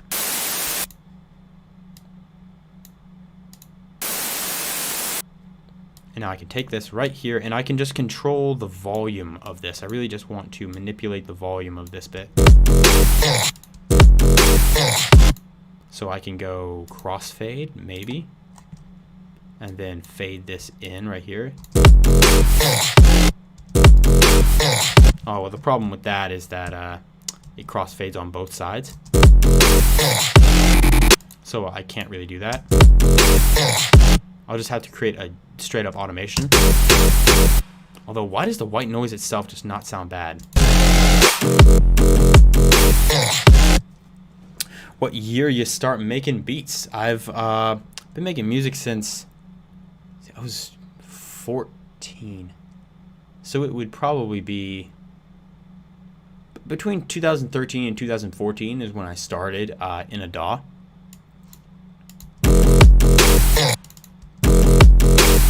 So now let me just create a little automation clip for this right here. And then goes like that.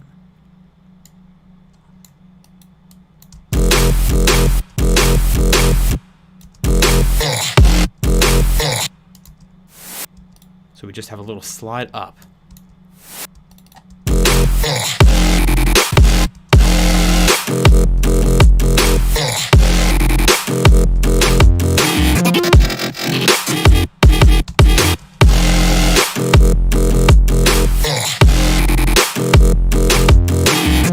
And this would be really good before the snares.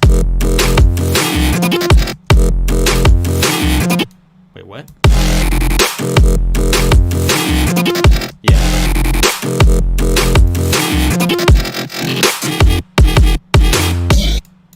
And then slide in right here as well.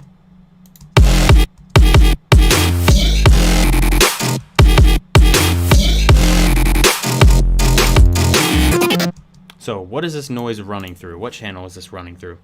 Audio. Wait a second. What channel should it be running through is the question. 23 is a good one. Let's route it through 23. Not terribly organized this stream, but I mean, when am I ever, really? So let's EQ again. Really just want this to sound less harsh. Want it to just sound like the ocean.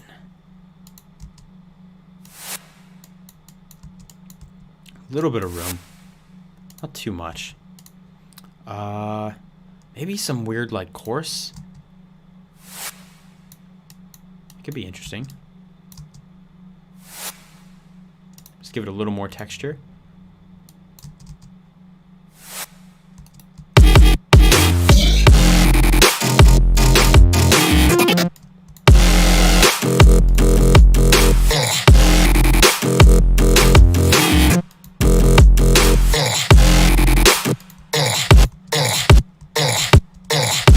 I like that,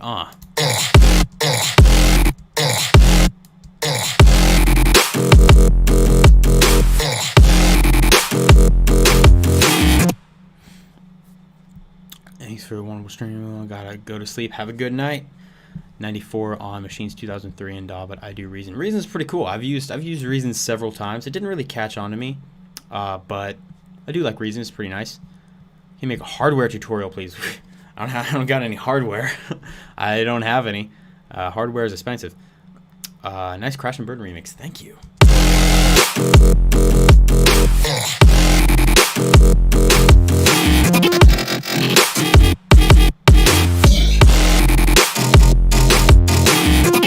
And then right at this end here, I think I want to just add a little drum fill.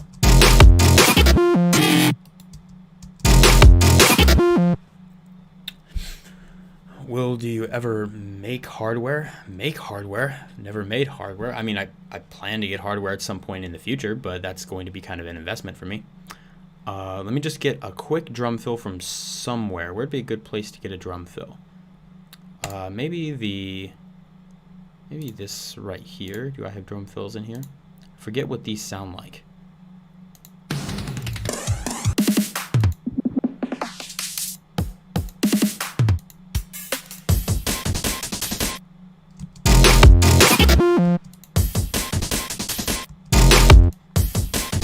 Will this work? These are from the Platinum Producer Bundle.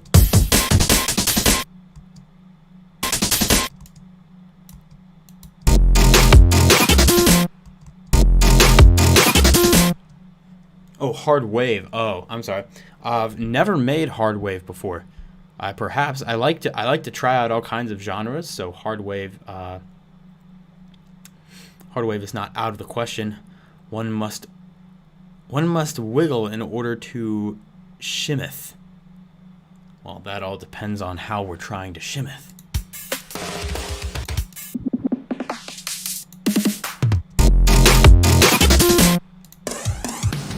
Actually, this doesn't sound bad, but I just want to lower the high end a little bit.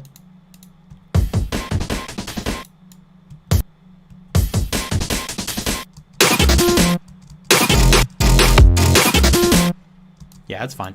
And now I feel like we can throw something together just resembling an intro. Something just basic. I don't think I have terribly much time to spend a ton of time on an intro, because we've been live streaming for like an hour and 45 minutes.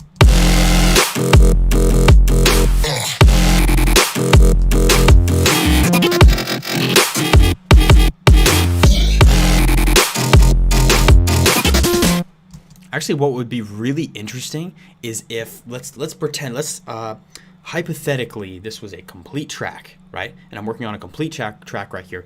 What would be really cool is if this was one of those instances where you got like a rapper or something in the beginning, and the beginning is like a whole hip hop sort of thing. Well, not really hip hop, but just like a trap rappy beat in the beginning, where you make that beat and there's a spot for a rapper to rap over, and then it drops, and then it goes into a build up, and then it goes into this weird drop.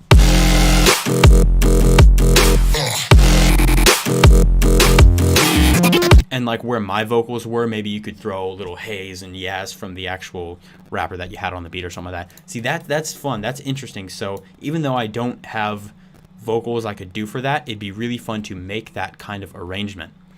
So because of that, I should really make some sort of melody or some sort of melodic thing here.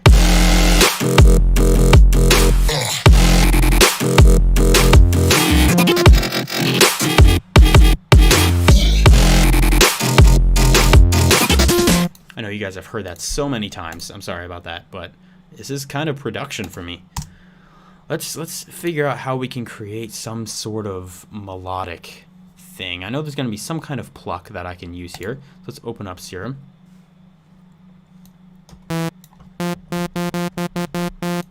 Let me see what presets I have if I'm just going from say like from a hip hop standpoint, or it's probably not really hip hop, just from a trappy standpoint. We have leads, plucks. Nah.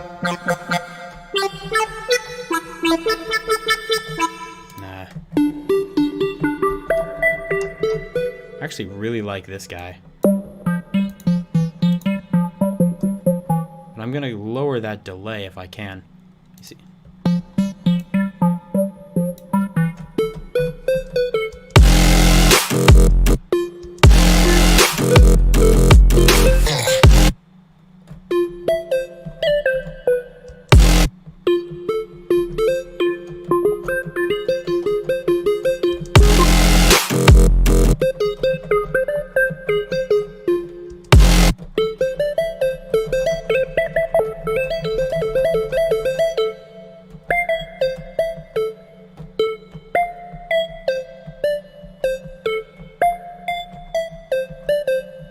I just want to lay down something basic so I can create a beat behind it.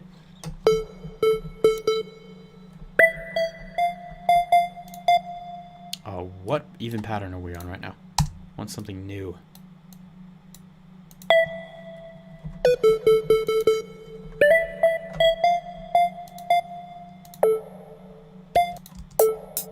And it's way too slow.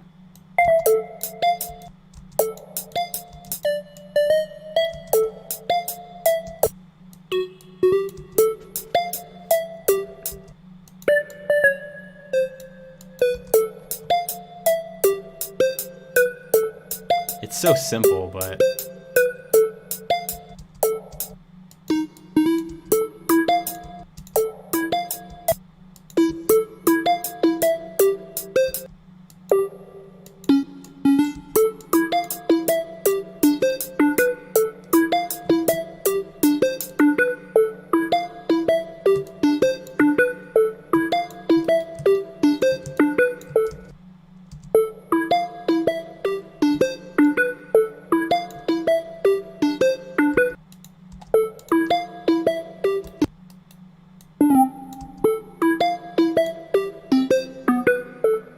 yeah, that's cool. And so we have a little pattern here we can use, which doesn't really work over this drop. Oh, because it's not in the same key. Let me change this to F.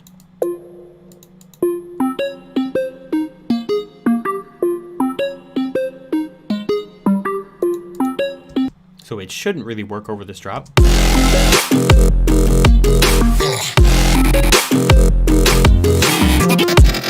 But it still sounds like it could be in the same song. Which is kind of the point, because I just want to create this little intro. Which is going to be rather long, actually.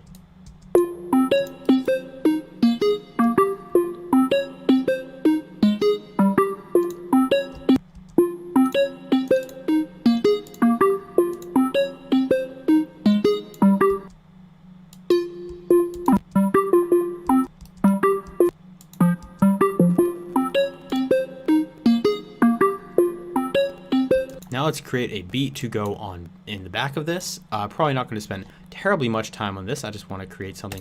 We could, if I wanted to be lazy, I could take a drum loop, right? Just some hip hop drum loop from the Urban Trap Pack 2 from Ghosthack, and I could say, this works perfectly fine, and then have it just do this right here.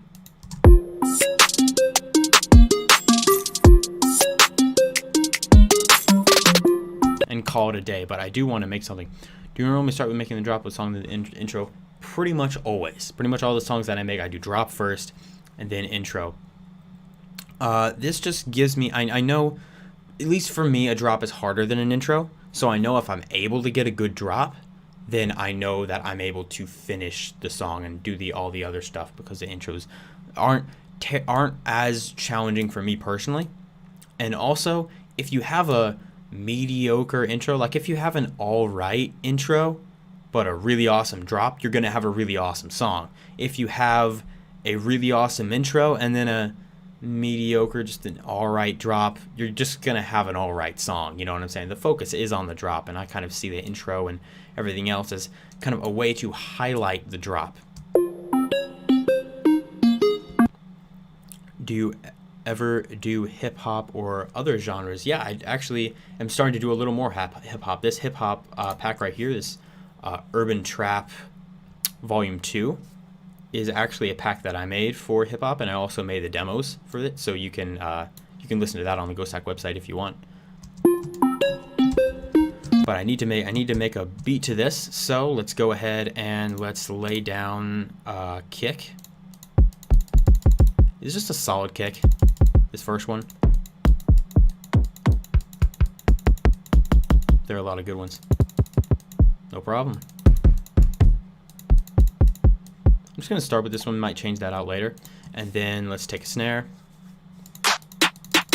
This one, of course. Or maybe, wait a second.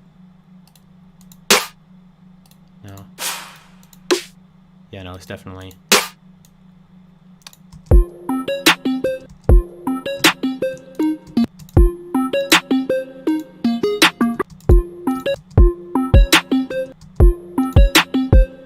And then let's take a smaller snare. That one's a good one. But there's my favorite one is this one right here. We'll make the classic hip-hop rhythm. This kick could be a little shorter.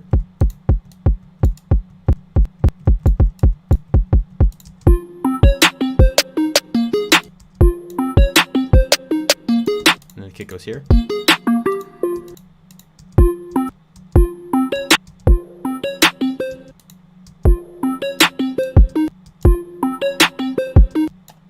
And then right here we can have a double.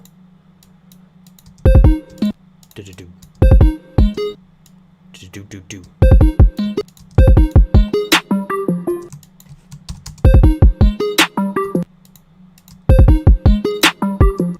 And then we'll have a double snare.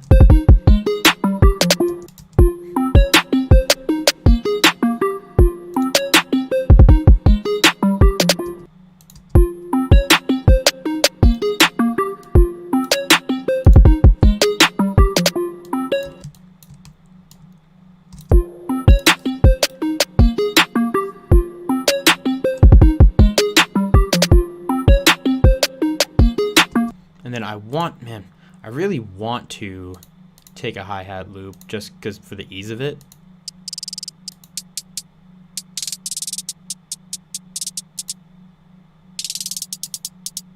But I don't think I want to do that. I do want to make my own. Hi-hat loop. I'll use this one. This is a reliable one. So let's make a new pattern, and let's make this the hi-hat loop right here. So I'll start out with just the basic, let me shorten these, just the basic right on the beat kind of stuff.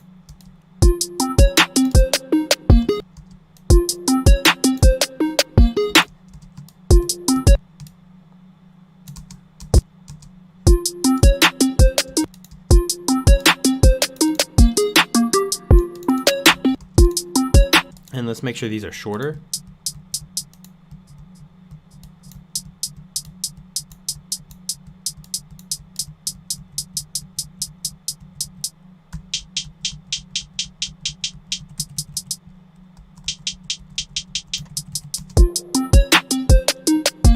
Pitch them down a little bit.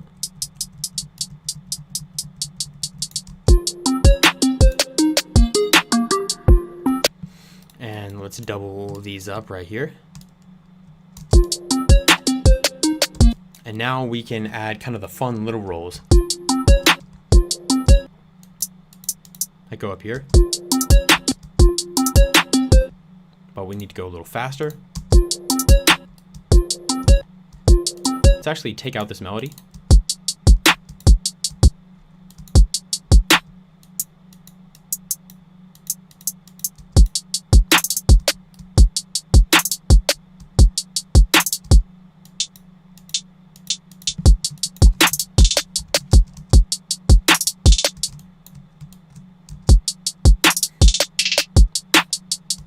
kind of fun.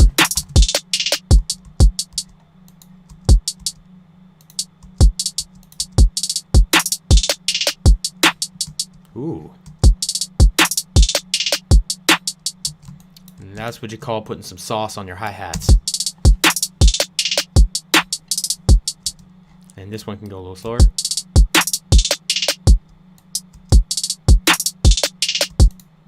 At 1/2.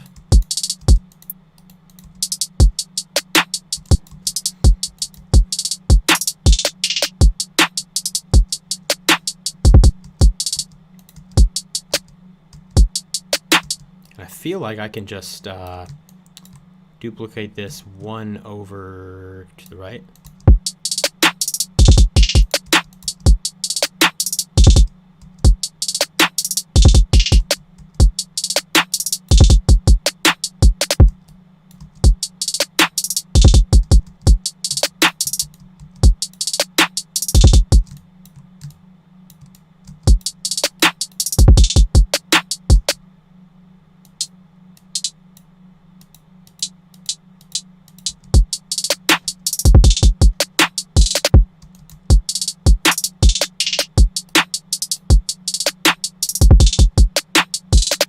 Now I can take these up here and I can pan these differently. Oh, these are all at maximum velocity.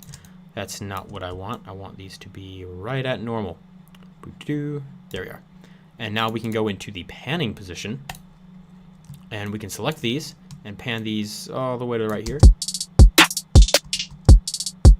Well, not all the way to the right, but pretty far to the right. And then this right here can go really far to the left. And then these can go just a little to the left here. This one right here can go just a little to the right. Kind of mess around with those pans.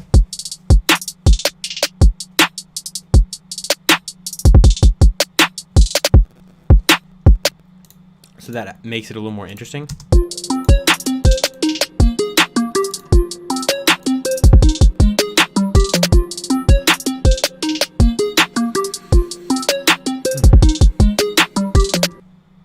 I feel like we need something a little more intense than this, a little darker. So I'm actually going to cut this melody. Yeah. There was a melody that I used before for a different beat that I may just transfer to this one because it was kind of interesting. It was kind of it was a nice dark kind of more energetic sound.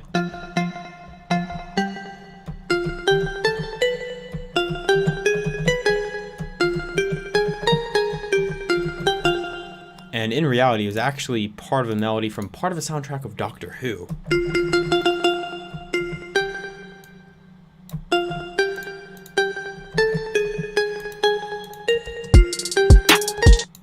Oh my goodness. Let me get these right on beat here. And let's change the snap to line.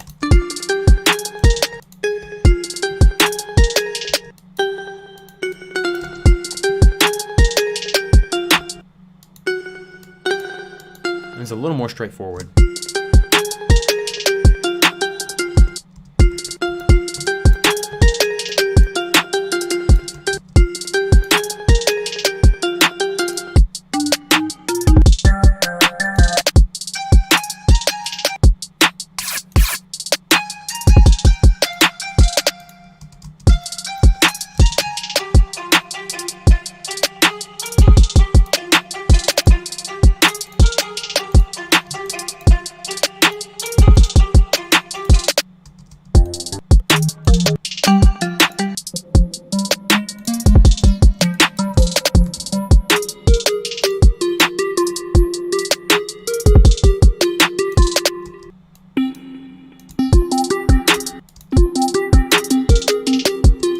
There it is.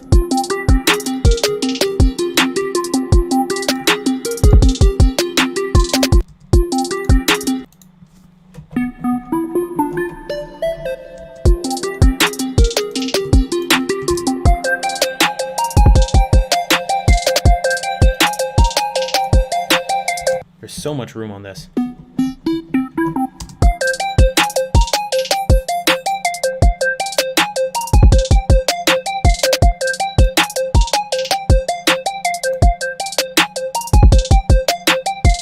And we need other things in this, such as some strings. So let's open up Flex, and let's get some strings going. Essential strings.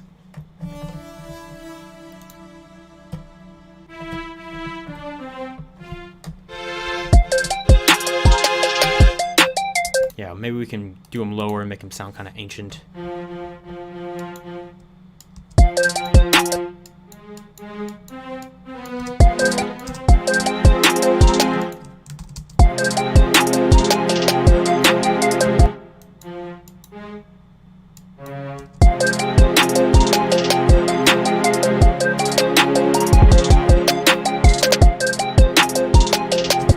Yeah, this could be cool.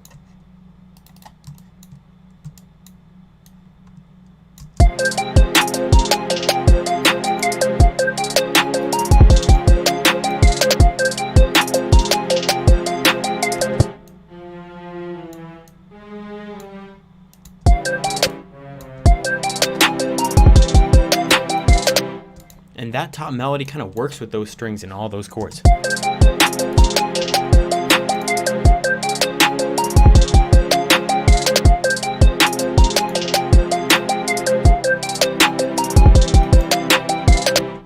But I'm going to turn these down a little bit.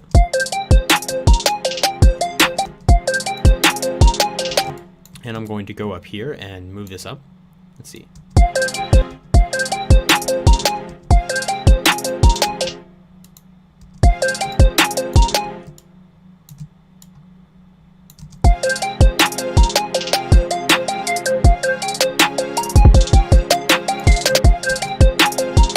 Yeah, that's cool. So I'm just going to open up a new Flex. Let me clone this. And then let's take staccato. Maybe just violin staccato. Yeah, maybe I'll just go with that. And then we can paste it.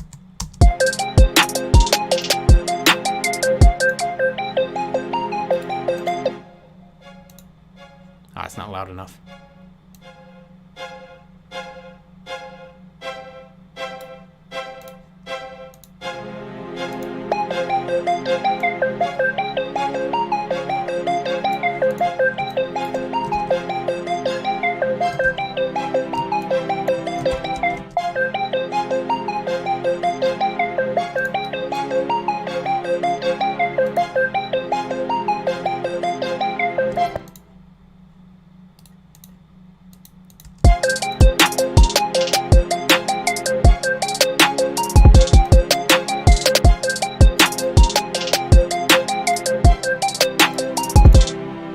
Why are all these violins panned to the left?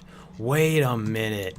Oh, I forgot to change the pan. If I go in here, yeah, okay. I automatically was panning things left because I was messing around with the pan and the hi-hats. They were all panning left, and I was wondering why it was sounding weird. Here it is. Oh, that's not it. Hide them all. Alt. There we go.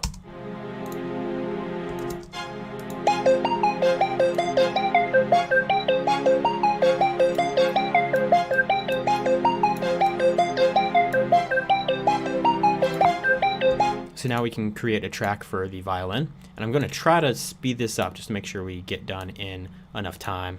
Let's see.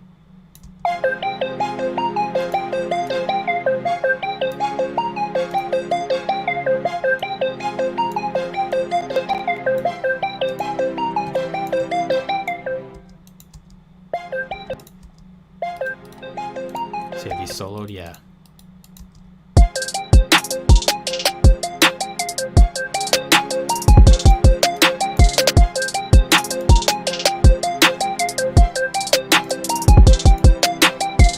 Let's take a cymbal.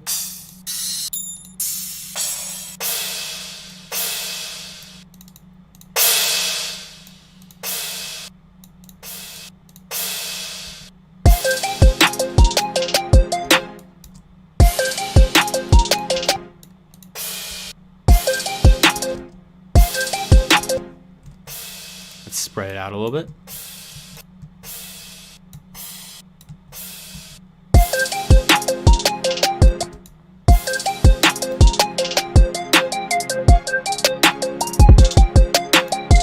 Let's route these drums in somewhere. Let's see, starting at 6. 1, 2, 3, 4, 5, 6. And then this one goes into 7. This one also goes into 7. Sure, they're both the snares. And the hi-hats go into 8.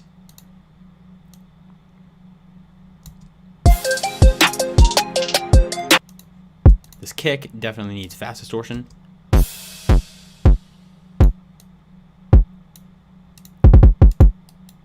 I'm going to go and turn the pitch down.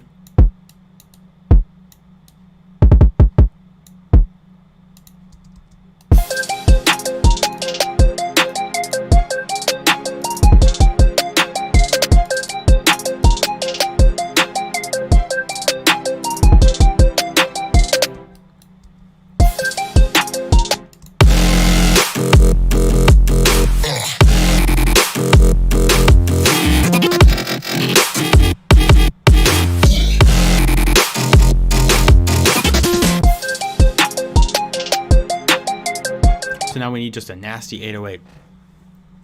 Are most of the sounds in this from the Ultimate Producer bundle? No. Hang on just a sec. See, yeah, no. No, these most of these sounds aren't.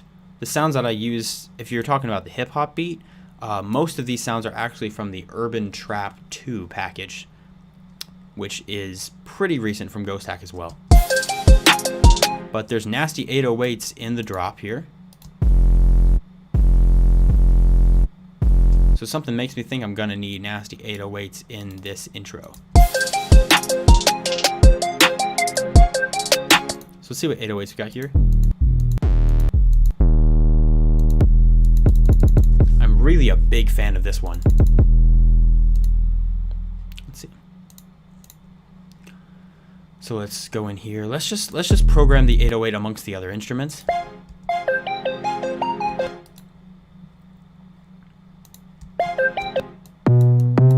And again, we have to do the thing before where this is in E. So we just right click E, boom, we're in key. And now we can move this as well. Let's see. Here we are. Here we are, that sounds good. Let's make sure it slides just like the other 808 we did.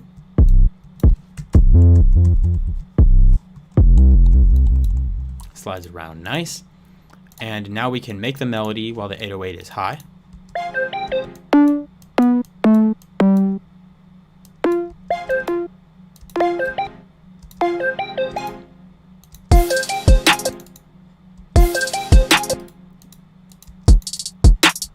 Wait a second. Yeah.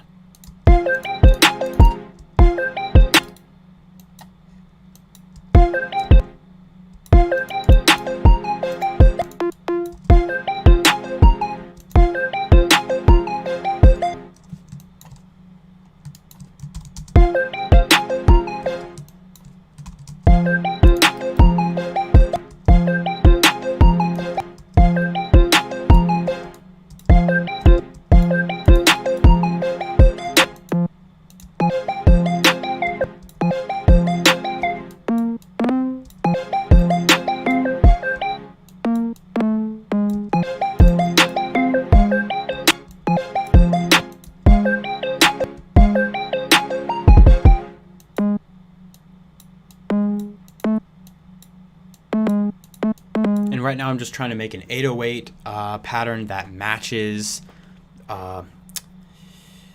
both the pattern of the kicks and the pattern of the other melodic elements.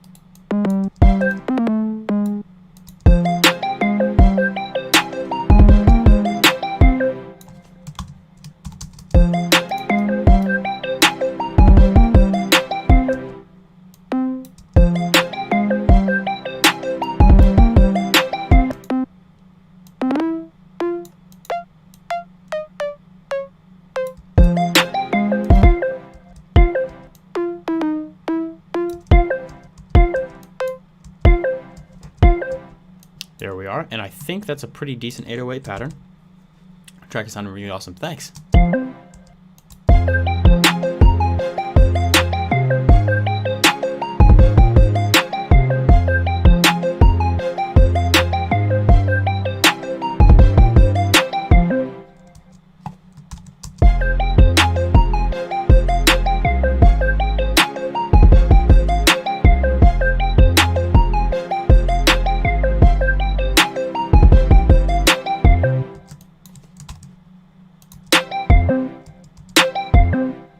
Just like that.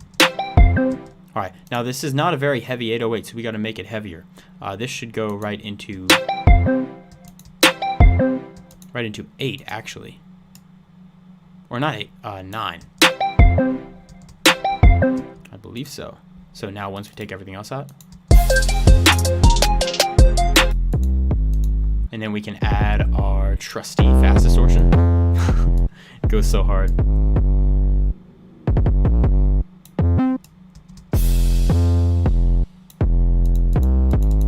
I want this to be dirty.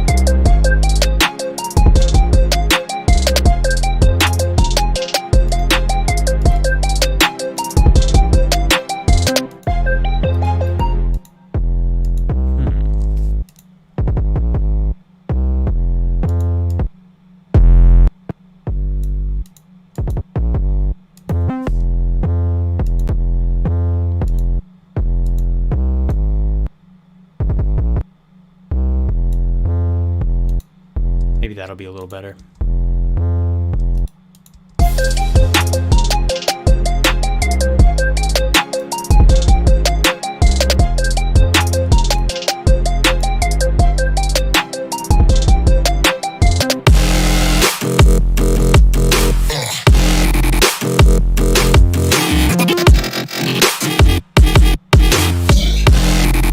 What if I added this hi-hat pattern to the rest here? Let's see.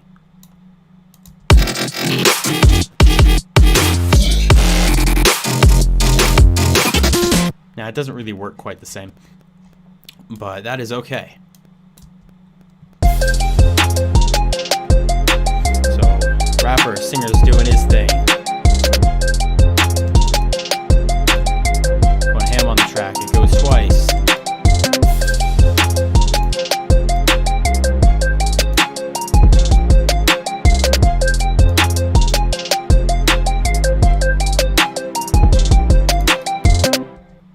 And then it will go down into, it'll kind of drop out into something else.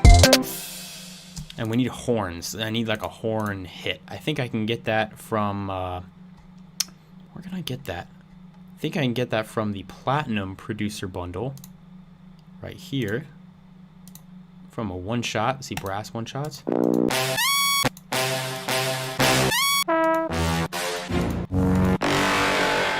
Damn.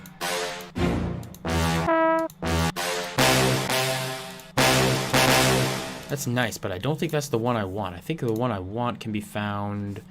oh, this one can be found in the Hybrid Trap Essentials pack. This right here. Hang on. Trap pack. Brass. No, brass. Where's brass? Brass. There it is.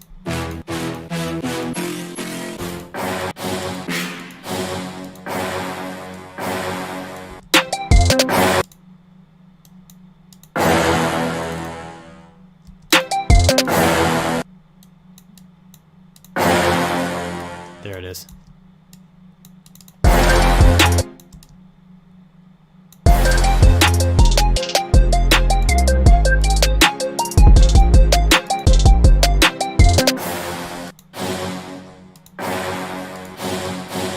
Maybe this one instead.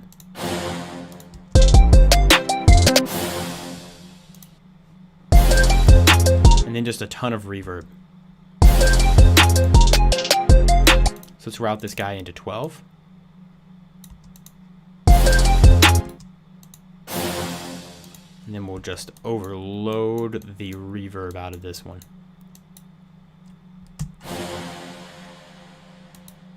Yeah. Let's EQ it to take out this low. Whoa, what? There it is.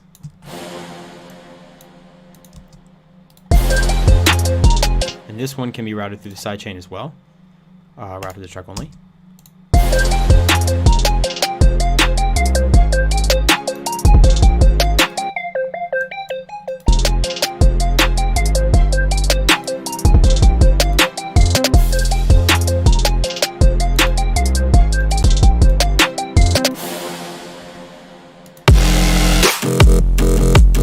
There's definitely something I want to do here as well.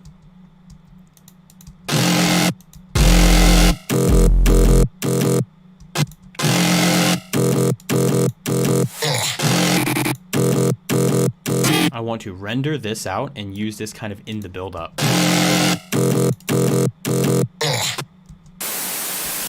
So let's delete that noise. Let's record this.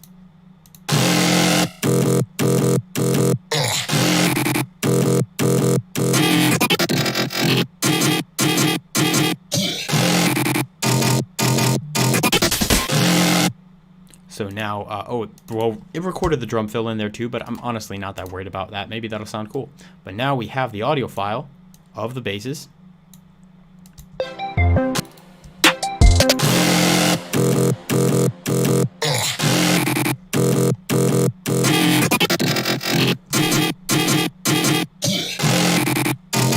And that will work really well, actually, in our build-up, because we want to go down in kind of an ambient mode.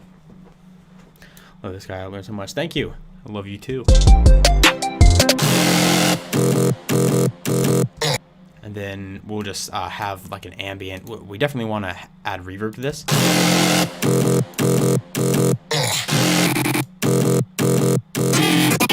So it just ends right here for a little bit. And then it can go into... Actually, no. Maybe I can just cut out part of this. I'm just kind of experimenting, seeing what I can do.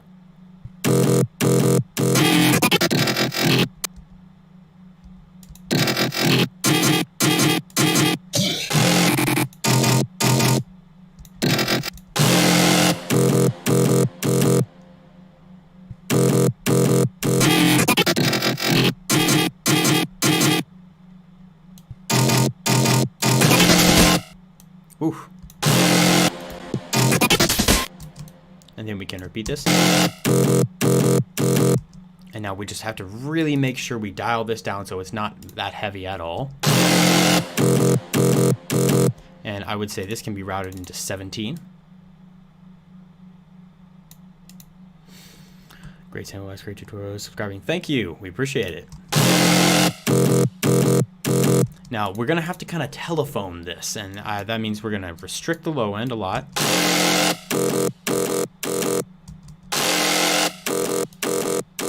Restrict the high end a lot.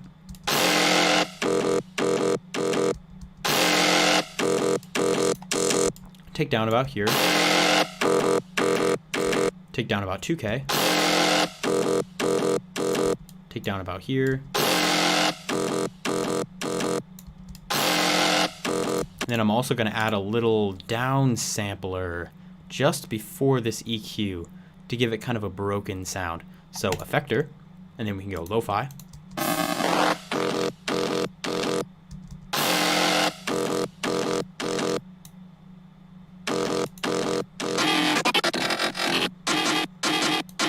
Still sounds very heavy though.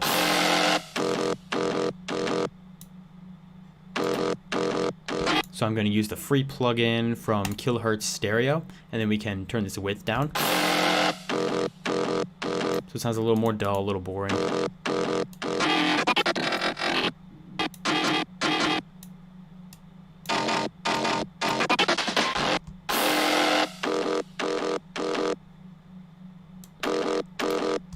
And now the reverb.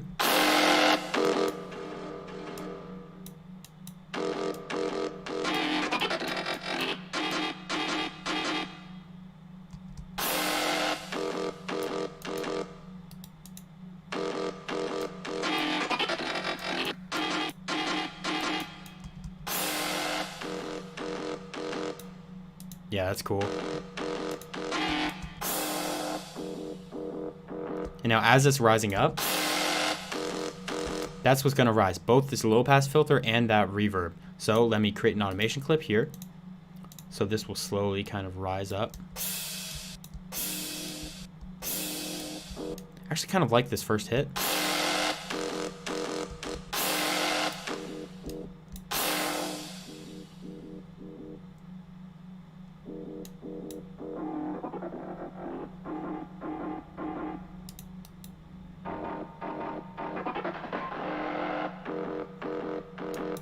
That would be an intense rise.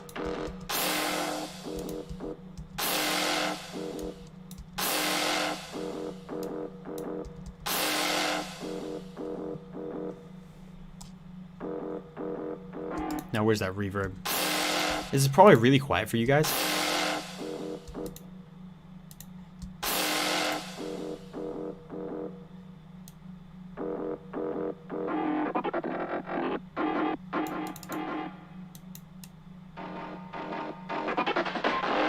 That knob right there.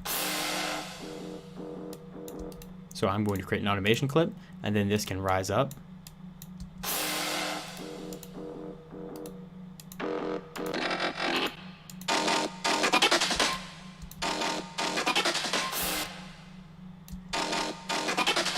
And then there's going to be no fill right there.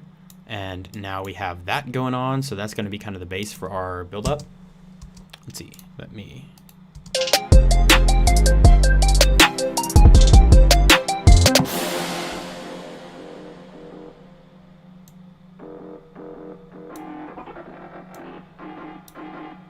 Actually, maybe I'll bring this up a little sooner.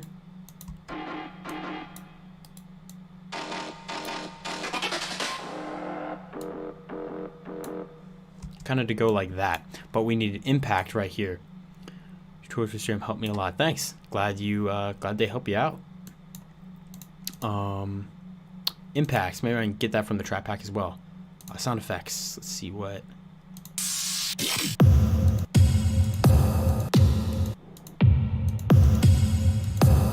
Now I know what impact I'm looking for, and it's an impact from one of our rhythm packages. I believe it's from Rhythm Essentials 2. Let me see.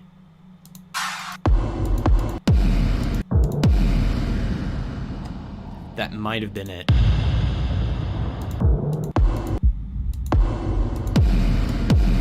Yeah, I like Quake. That one turned out good.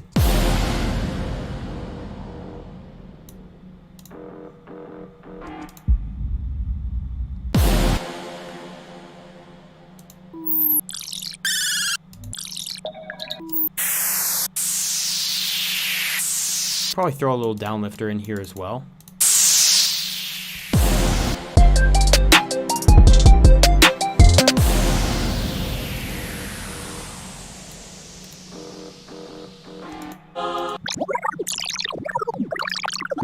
Those are awesome.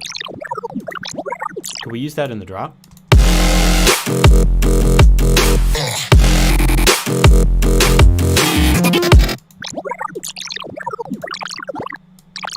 We have to be able to. Oh, right here.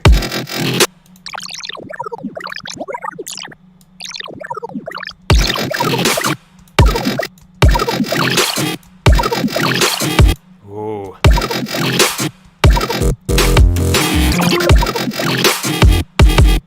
That sounds so cool. It's all bubbly.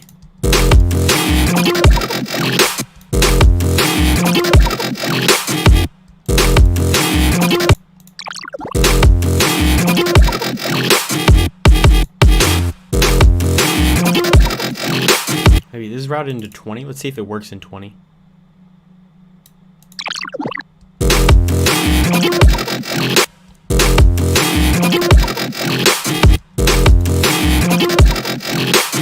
does.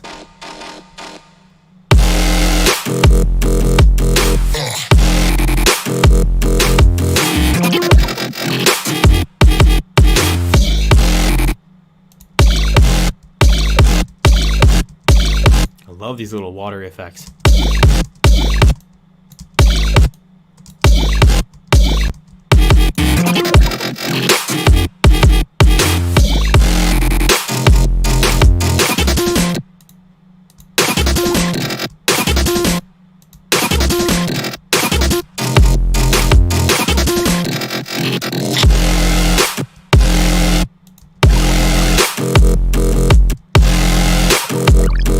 Maybe I can use that as a layer for this as well.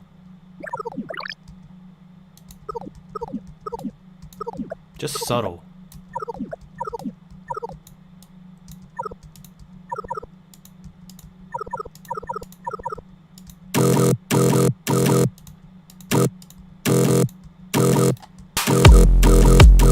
Yeah, that's cool.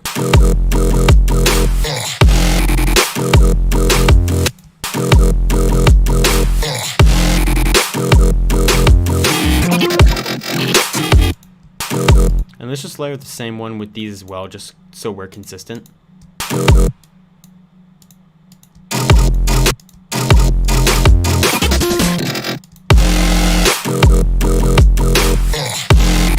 What's your favorite part of making these types of tracks? Creativity. I think I really enjoy just doing weird stuff. It's like, this is not conventional music. You know what I'm saying? I'm allowed to just use just weird watery nothingness in order to make creative sounds.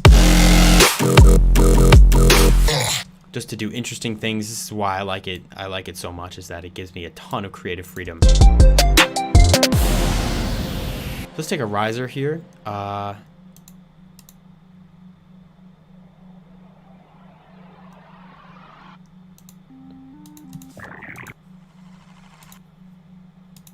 You can't hear most of these because it takes a while.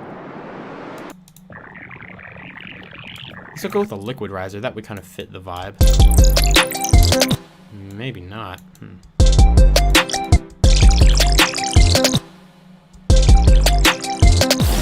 Yeah, I don't know. That would have to be sped up a lot here. Let me just... Maybe this will sound interesting. Never know.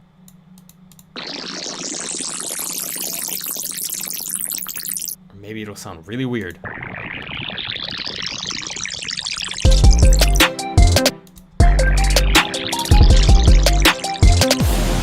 I mean, I'll take it. Because it kind of prefaces the juice. But I want like a white noise riser as well. So I'm going to throw this in here. Actually, I'm going to use the white noise riser here. And I'm going to just take a cymbal. Or, no. Should I? See if I can get a crash.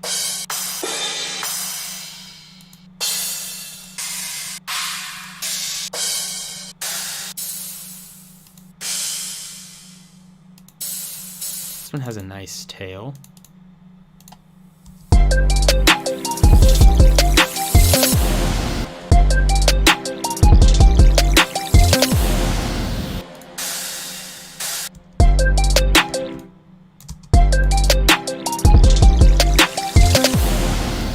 Yeah, that's cool.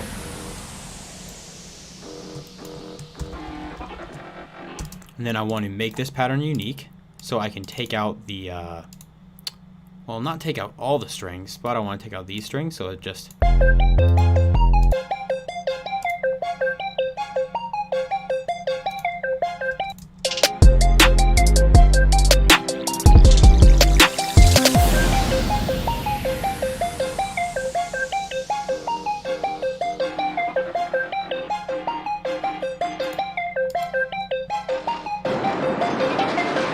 And then I'm going to make this unique right here.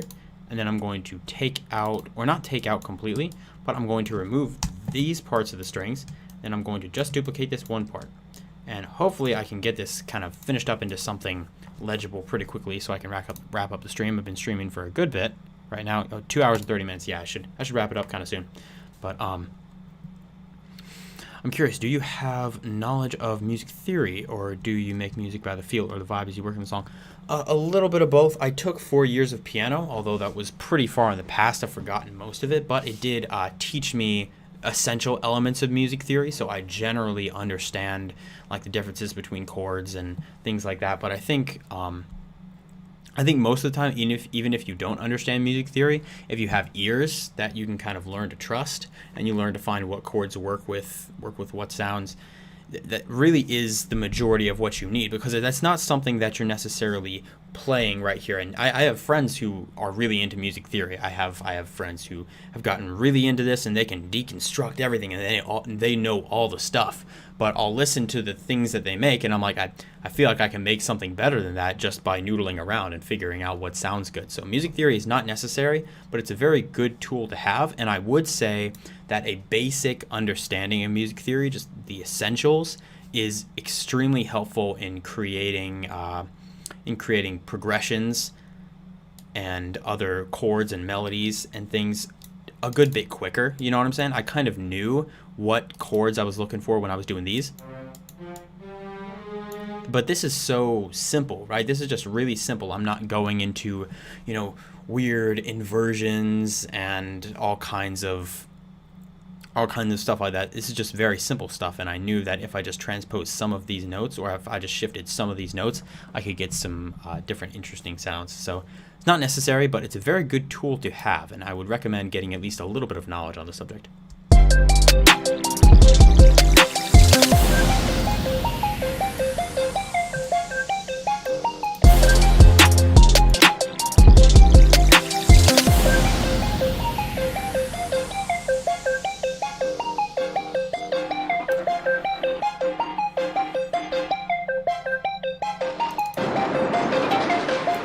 Oh boy, this riser's really starting up right here.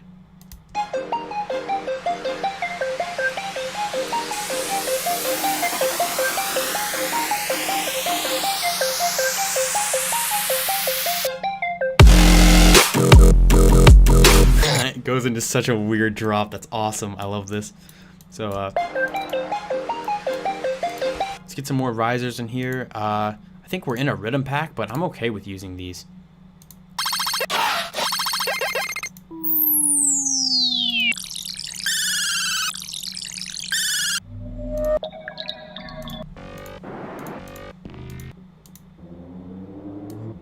We'll take a little siren riser.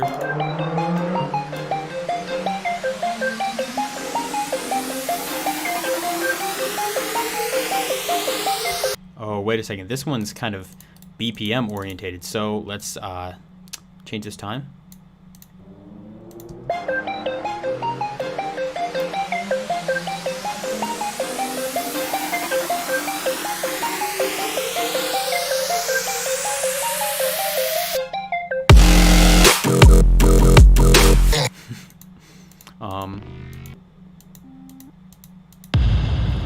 It's a good impact.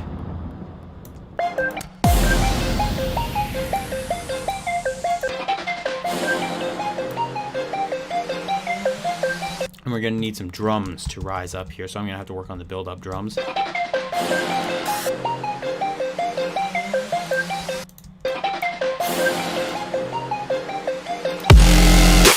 Should probably put this crash right here.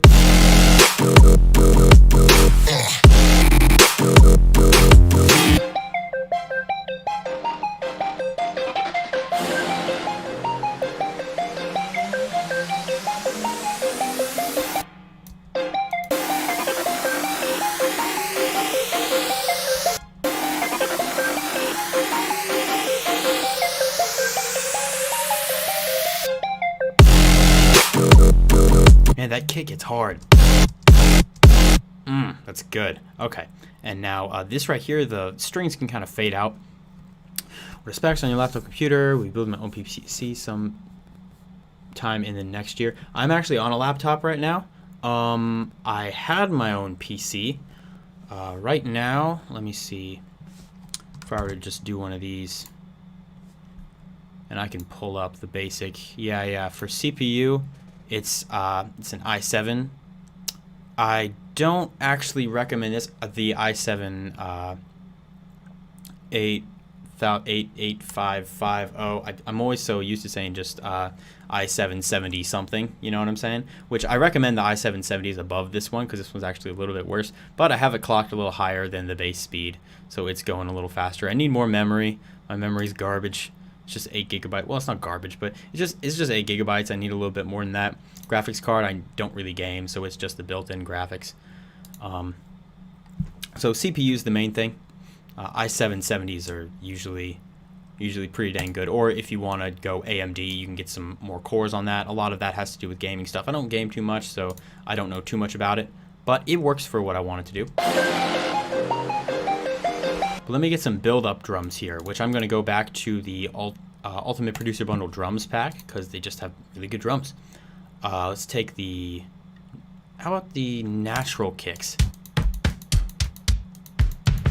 A lot of these are pretty hard still, but they have more real qualities to them.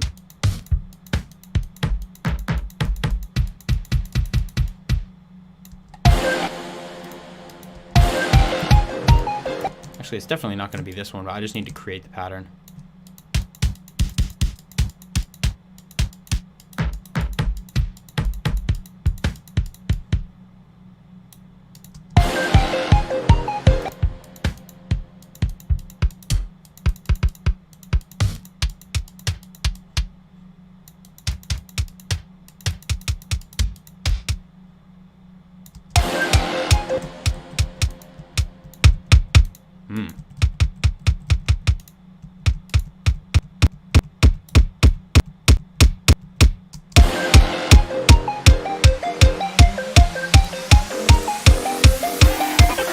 And then it goes faster, of course, because we're doing our build-up.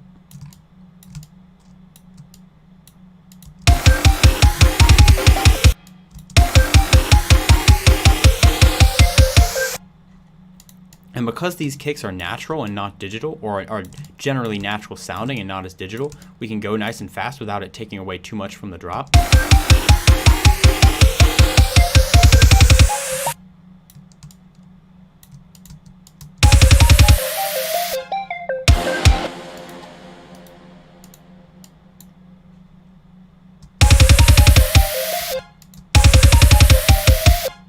Maybe we could do something fun here by going like triplets. I don't know how that would sound. Have our kick. Building up.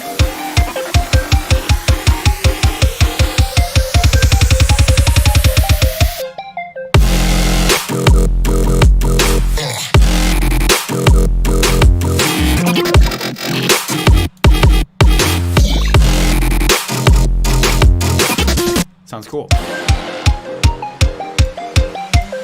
Kind of want to take these water glitches and move these over here as well. Let's see.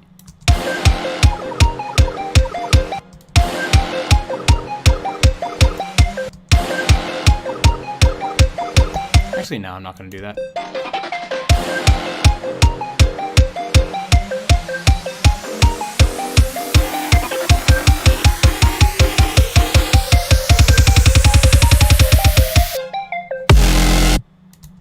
Should probably take a low pass these kicks and bring it up.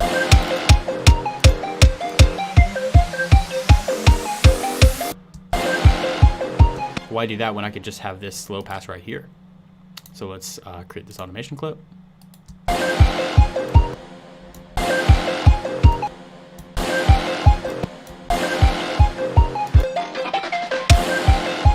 Oh, we missed the first bit.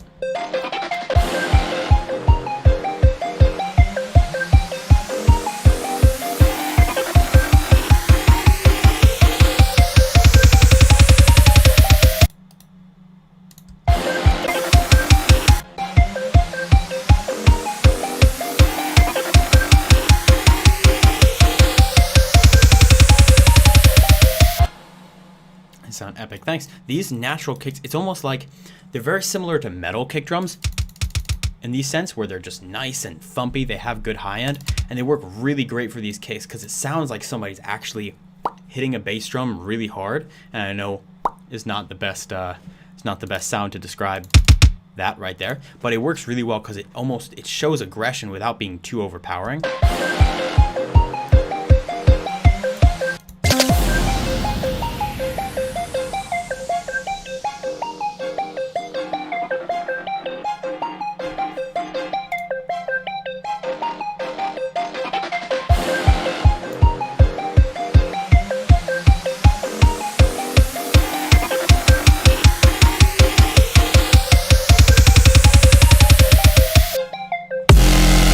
But I definitely need to fade out these strings. I'm on a weird snap right here, but I'm almost done. Hopefully this won't take too much longer. I could keep working on this forever, but let me see these strings. Well, all the strings are going into one right here, so I might as well just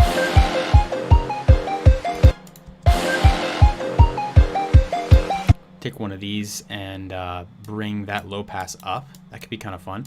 So let's take the low pass, or the high pass, excuse me, and take the high pass and bring the high pass up instead.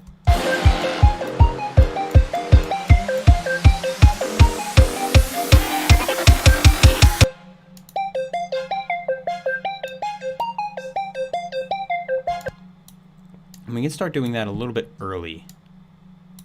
Oh, this doesn't work.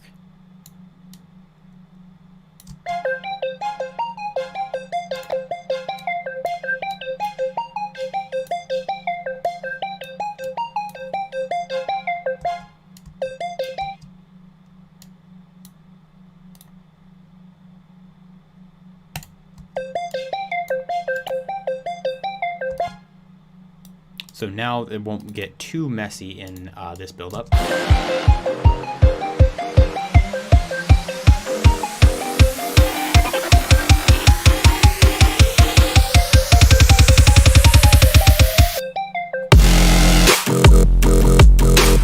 Kind of want to put something here that's not that melody.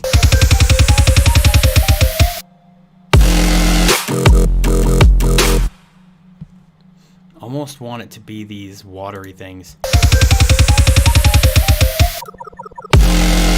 Like something with those.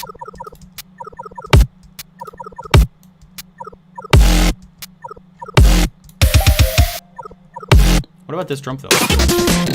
Oh, well, we got one right here, yeah. Ooh.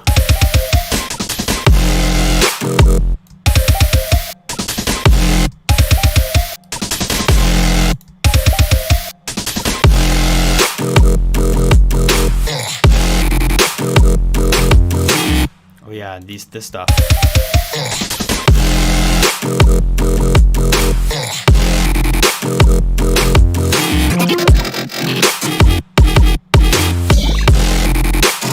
Yeah, what are these?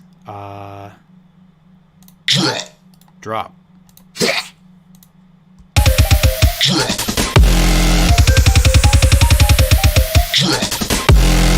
It's not fast enough.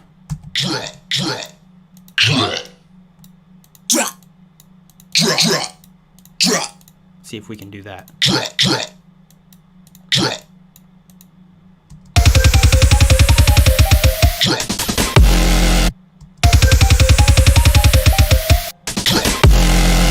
It almost sounds cooler if I do it right there and I could put something else here.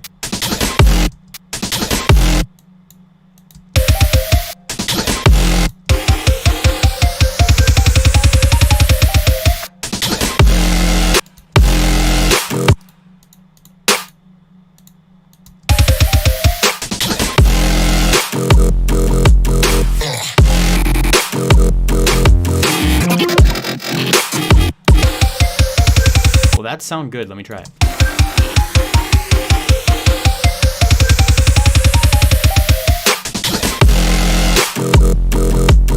Nah.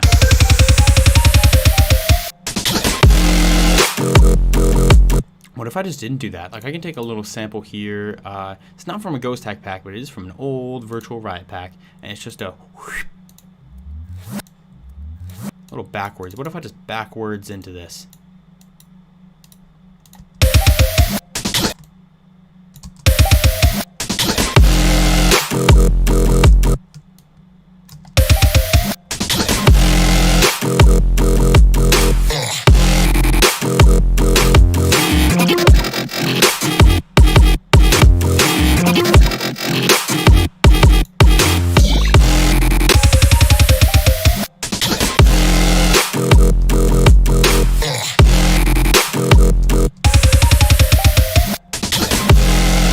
Yeah, that's sliding into the kick. Sounds cool, but I don't really want it there.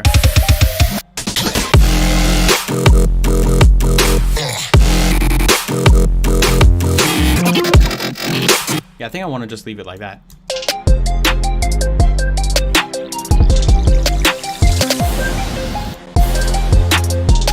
But if we're going to do that, then we need more sound effects in this area.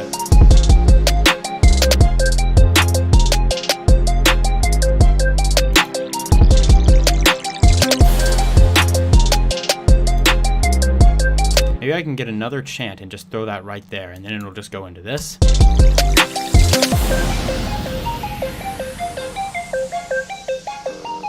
Now, in theory, you'd still have the rapper over there doing something right here, or the vocalist.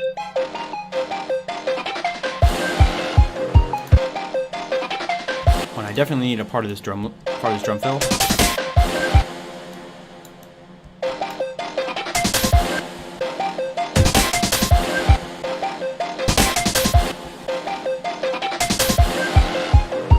And I just want to take this down a little bit here with a low pass.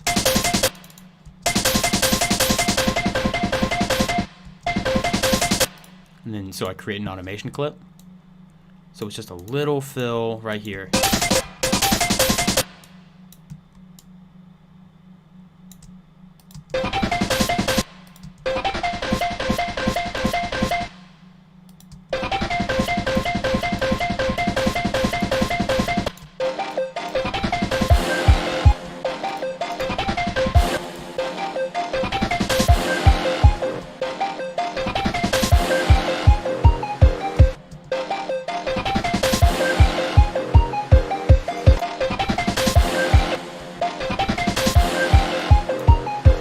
Maybe not up all the way.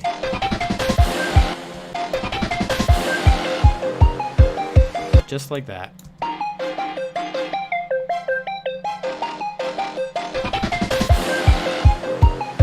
This is just rudimentary buildup.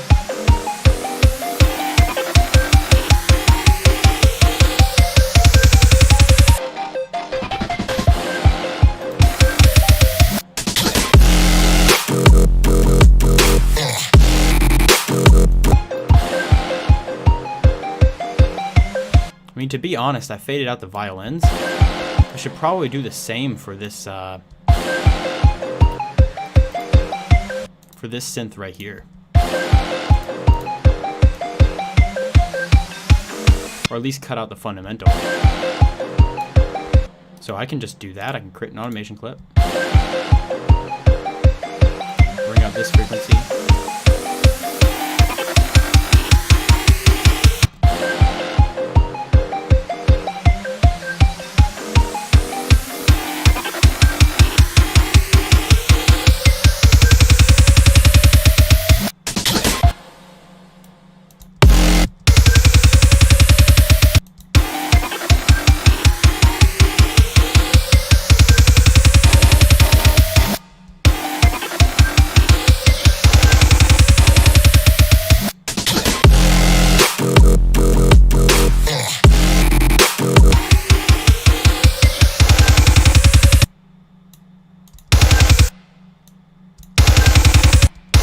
And I could just chop up this. I'm just trying to see what will help me fill out this build up a little more.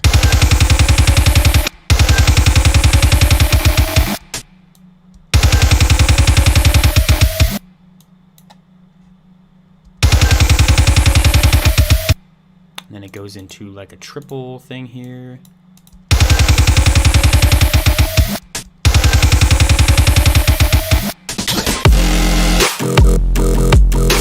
Like that.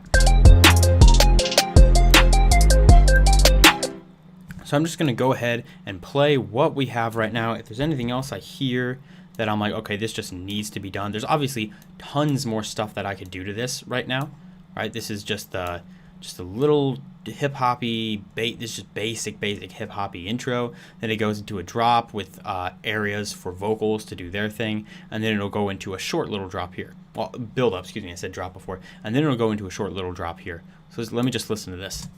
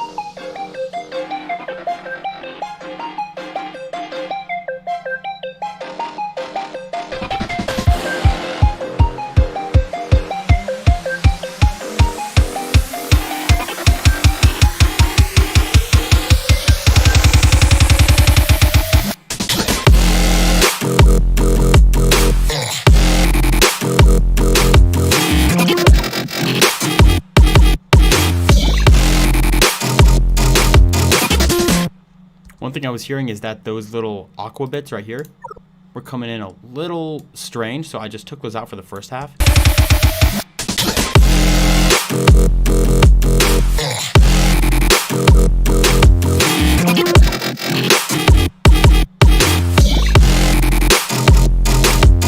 So just for the first hits, they don't have those. Which makes me want to use these instead of these right here for these really fast bits. So,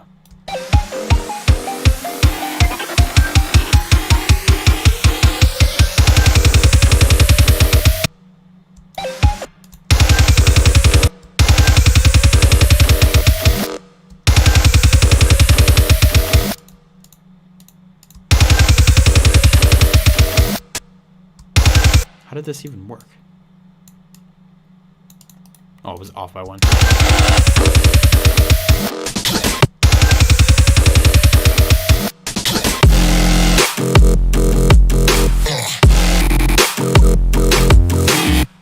Well, now I changed my mind again. See, now that I've done a different one right before the drop in this build-up, now that I've had this part, right before this part, it kind of leads in better, so now it doesn't sound out of place anymore.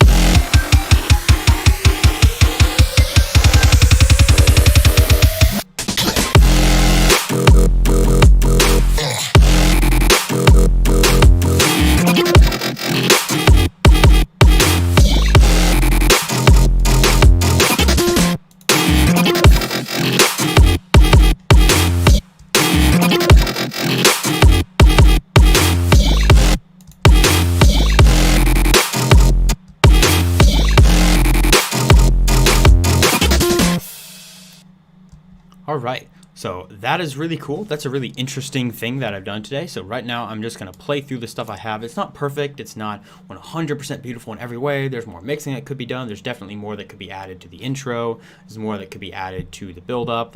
I could add a second part of the drop where I brought more hi-hats and other stuff in. Like, there's plenty of stuff I could do. But I've been streaming for almost 3 hours. It's almost a 3-hour live stream, and there was a lot that happened on here. I'm not a particularly fast worker, but I feel like I got some good stuff done, and we have got some good stuff down for the time that we had, and I actually really like the drop that we came up with. So I'm just going to go ahead and play everything that we have right here.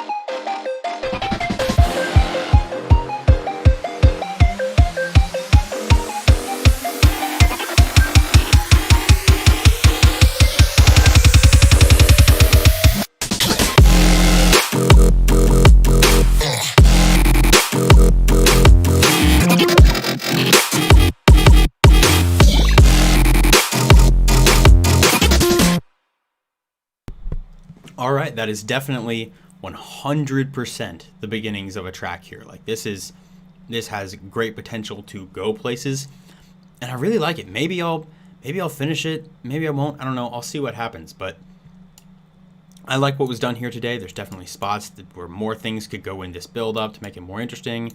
Definitely things could go here other than just vocals that I was talking about before. But we had a good time. Had a good time with this. So I appreciate all of you coming through and watching this stream. I know a lot of you guys are probably in and out. I mean, it's 3 hours, but or any of you watching this on YouTube, because it's being uploaded afterward. Forgot about that. Hello, people on YouTube. Nice track, thank you. So I appreciate you all coming out, and I will see you in the next video. Happy producing.